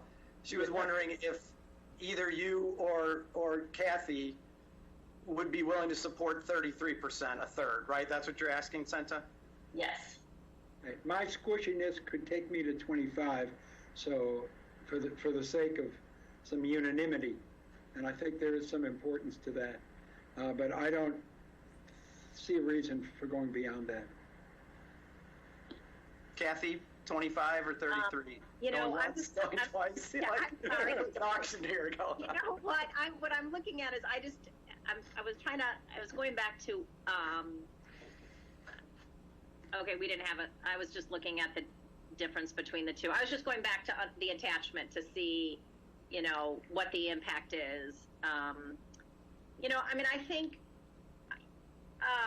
you know, I think what Trustee Barrow said is important. I do think having some consensus here is helpful, as you know, and so that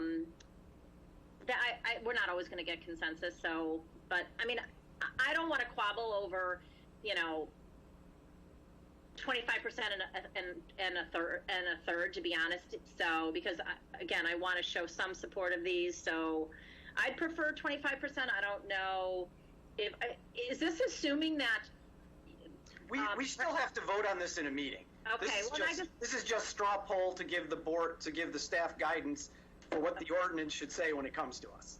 Okay, because is this, I guess you're assuming if you believe that 50% was the right number, that you would still support 25% or 30%, just because better you want than nothing, something? yes. Got it. That's my presumption as well. That Okay. Dan and Senta, I guess I'm speaking for you, but yeah, presumably 25 is better than 0.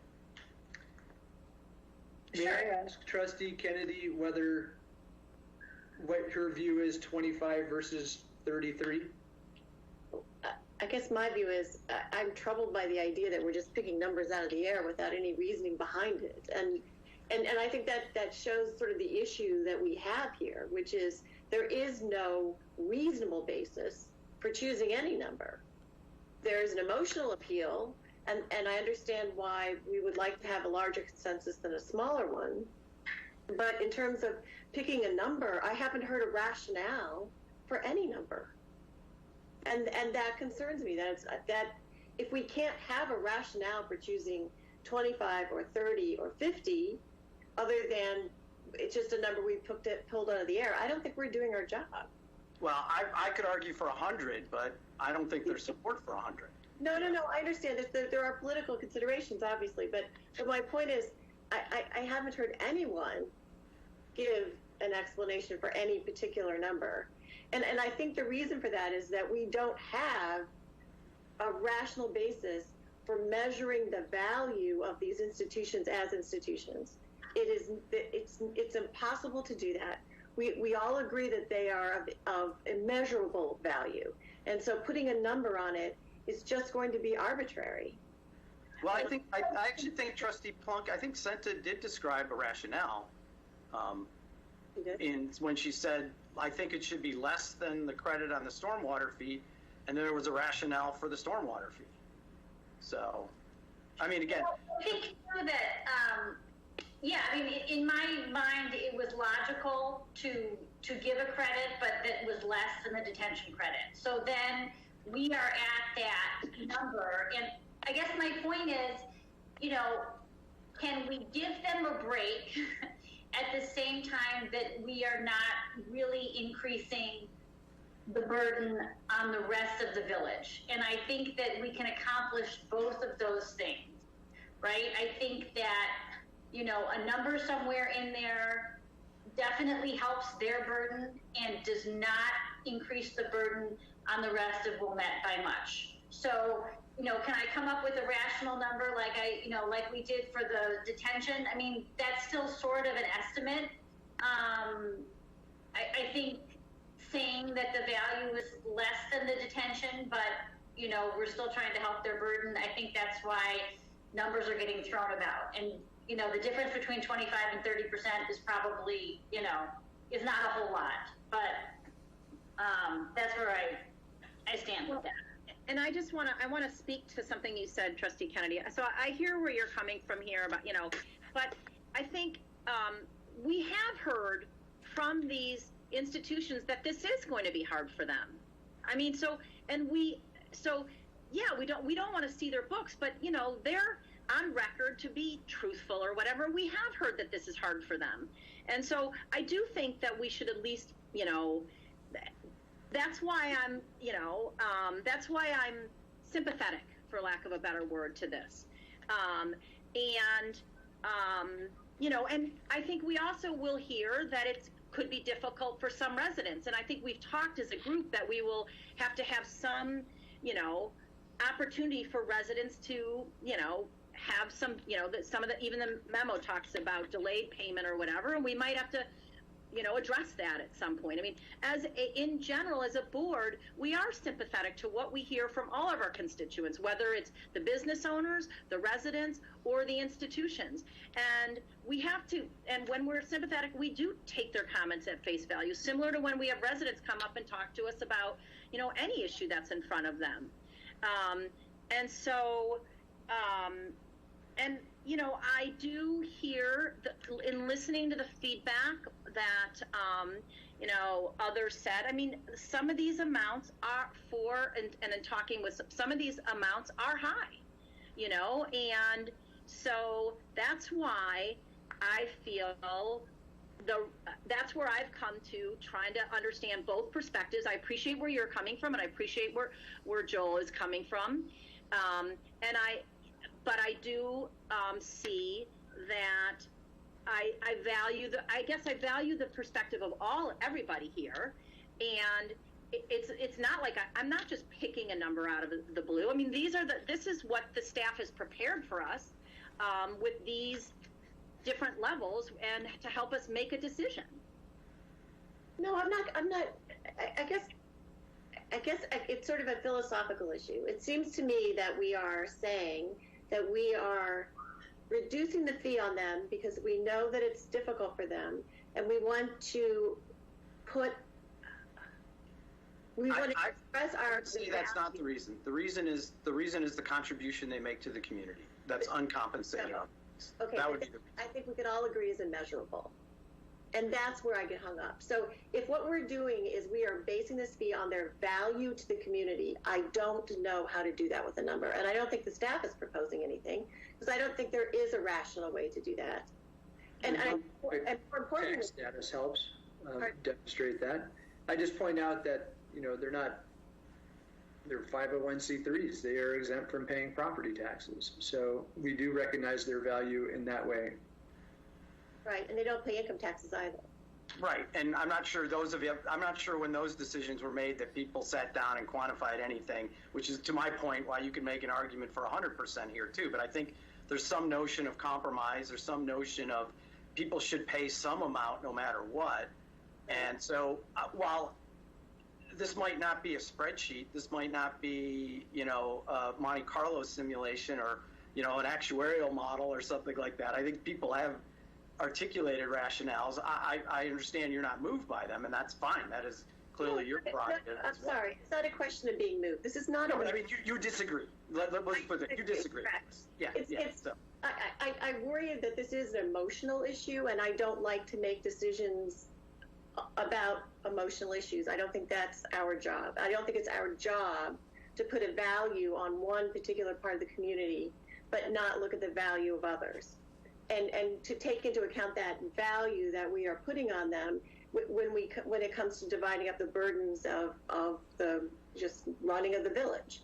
And I will point out that there are, I forget, maybe Mike can remind me, how many exempt organizations there are in the village that meet the institutional definition, but most of them have said nothing to us. We haven't received a letter, we haven't received an email, as far as I know. I certainly haven't seen anything. The vast majority of those institutions have not asked for any break. Yeah, it's based, I presume someone's interest in this matter is based on first off, their knowledge of it, and then second off, by the size of their bill. But, and Trustee Kennedy, with all due respect, I disagree with your rationale. I don't think we'll ever agree on the rationale here. That's right. I don't think we're valuing one person more than another. I think we're recognizing their contribution. So let me cut the conversation off for a second. We've had some more discussion. Trustee Plunkett, Trustee Sullivan, are you still sort of where you are on the numbers? I mean, I'm obviously, willing to compromise here. I think that at the end of the day, not all of us are going to agree, but I think it would, at least 4 of us have to come up with a number, and it would be good if we, kind of appreciated this. And like I said, this is not that great of a burden to the rest of Wilmette. This is a great burden to these institutions. And I think that, we have a quantifiable number of institutions that this is not an exhaustive list. It's pretty discreet, and I think we can do something. So, 30%, 35%, something like that, I think is a good compromise if people can come up with that. So where are we on that? Well, so I think Trustee Dan, are you still at 40% or more? You're willing to do that? I am. Okay, Yeah, and I'm still where I am. That's based on the arguments that have been made, the analytics that have been done, and not emotional. So it's really Trustee Dodd and now Trustee Barrow, who are both at 25%. That's where we would be. That's where it would clear if they're still at 25%. If one of them wanted to move higher, then it would clear higher. I mean, again, I think, look, we disagree. There's 7 of us for a reason, instead of just one person making decisions. And, as a group, sometimes we all agree, sometimes we don't. It's nice to have as many of us agree as possible, but from a practical point of view, we need 4 here to agree. And so, Trustee Barrow, you sort of reluctantly came in at 25. Is that your floor here, or your ceiling? I guess would be the better descriptor.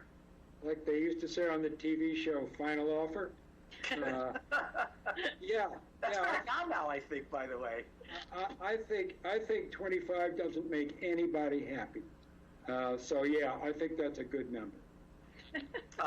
Kathy, are you 25? I think, yes, I'm 25. Okay, so we're going to move on. 25 is the answer. That's what clears 5 votes now, and that will, that will be what the ordinance will say.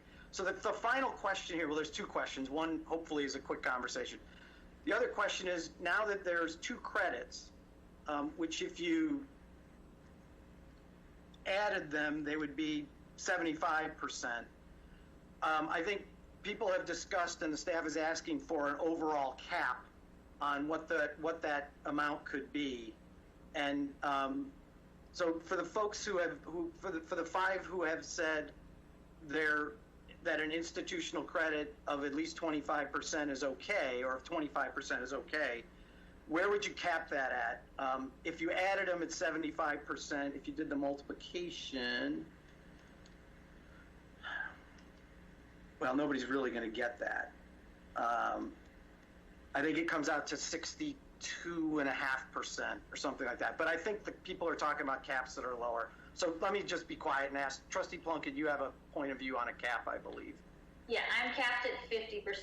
But I think this is for all 7 of us, regardless of whether or not you were where you were. If you were at 0, I think all the trustees should voice their opinion on this, because now we're on to a different issue. But right. Okay. I'm capped at 50%. Fair enough. My presumption was that if Trustee Kennedy was at 50% for detention and 0% for the 501c3, that she would be at 50% for a maximum credit. Yes. Okay. And Joel, is that the same answer for you? Yeah, 50%. Okay. All right. So Peter, what's your max? Isn't this easy? 50%. Okay. Kathy? I think I'd say 50%. Okay, so now we're at the point where, regardless of Dan and my opinion, there's a consensus there. Because I think Dan said earlier unlimited, and mine was like 65%. So the answer is a 50% cap. So a 50% detention credit max, 25% credit for the 501c3s, and then there's only 2 entities that this applies to. Ones that could get both a 501c3 credit and a detention credit. Their max credit is 50%. Okay. The final question, let me pull up the slide again here on my iPad at least. We talked about how do we want to bill this. I don't think there was any serious conversation among the board members. There were some concerns about the impact of COVID on businesses and property owners, but I don't think there was any serious conversation about us forgiving the first 2 quarters. If anyone thinks differently, let me know. So I think the question is is how are we going to allocate this? And if you go back, it's on page 15 of the presentation. There were three options. Option A was just hit them with the full bill in Q3. Option B was split the bill in Q3 and split the first quarter and second quarter bill to the third and fourth quarter. So in essence, you pay 2 quarters in the third quarter and 2 quarters in the fourth quarter. And the fourth option was to spread it over the 6 quarters, the third quarter, the fourth quarter, and then equally over 2021. And in case you can't get it up in front of you, option one, if there was a $50 bill in Q3, if we forgave it, so the bill in essence for Q3 is $50. Option A would come to $150 for Q3, and then they would go back to Q4 to $50 thereon. Option B would be $100 twice for the third quarter and the fourth quarter, and then you would go to the normal fee. And then option C would be $75 a month, which would be in essence $25 incremental on top of the $50 for the 6 quarters. So do people have any strong opinions on that? I think the staff suggested that B would be the easiest option, to just double up in the third quarter and the fourth quarter. I certainly don't think we should hit them with the full bill in the third quarter, but I could, between B and C, I don't know if I have a strong opinion. I support staff's recommendation. If B is the preferred route, go with B. I can support B. This is Trustee Kennedy. I could too. Same. I'd go with the staff recommendation. I agree as well.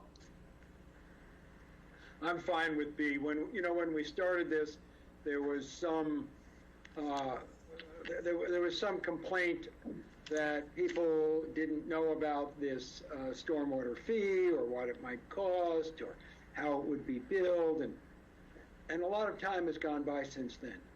And anyone interested in what the fee might be and how it might be applied has certainly had an opportunity to contact the staff, contact any of us to get better involved.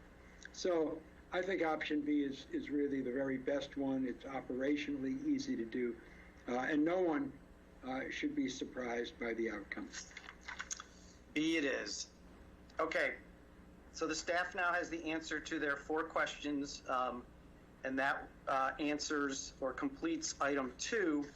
So I'm going back to the agenda now. There is general public comments. I'm going to have to go through the 3 different methods for public comment again. So much easier when you're in person, just raise your hand, right?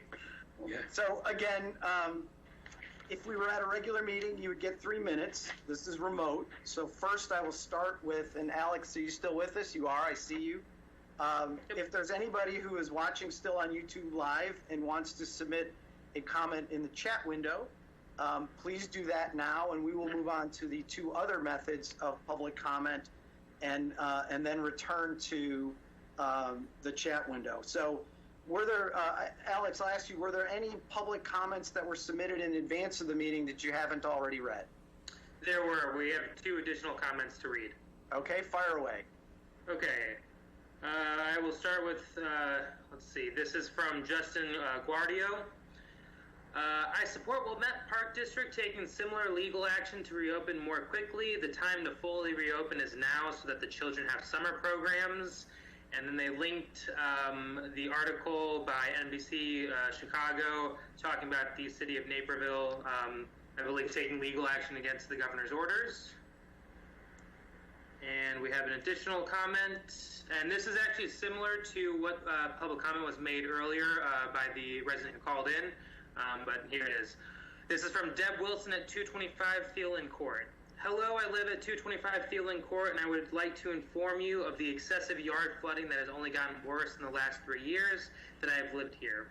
I spoke to several neighbors that have lived here for over 15 years, and they agree that the yard flooding is getting worse. Thielen Court is on a hill that lowers in grade as it approaches Glenview Road. The street regularly floods, and this past Thursday, 5:14, and Sunday night, 5:17, it flooded almost to the front doors of the homes in the cul-de-sac that backs up to Glenview Road. These homes are much higher than the road, yet their yards grade to Glenview Road, so their yards are underwater. Most homes on the west side of Thielen Court have lower grades in the back, along with utility poles and underground cables. Water should naturally flow downward to the back of our yards and then north towards Glenview Road.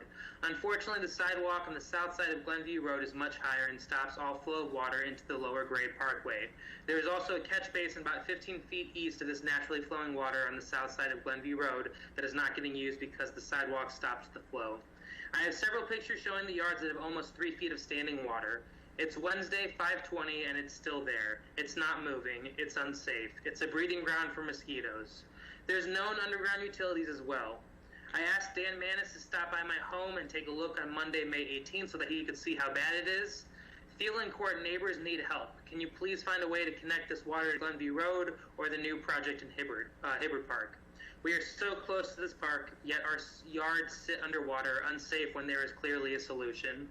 Lower the sidewalk, grade the parkway so that it all flows to the existing parkway, and connect Thielen Court catch basin to connect to the reservoir. Thanks in advance, Deb Wilson, 225 Thielen Court. Okay, thank you, Alex. So now I will ask if there are any individuals who have connected to the meeting via Microsoft Teams or via the telephone who would like to address the board. So if there are still a few people I can see that are connected. If any of the people that are remaining would like to address the board, please unmute yourself and let me know your name, and then I will build a list if there's a list, and otherwise I will ask you to address the board as you like.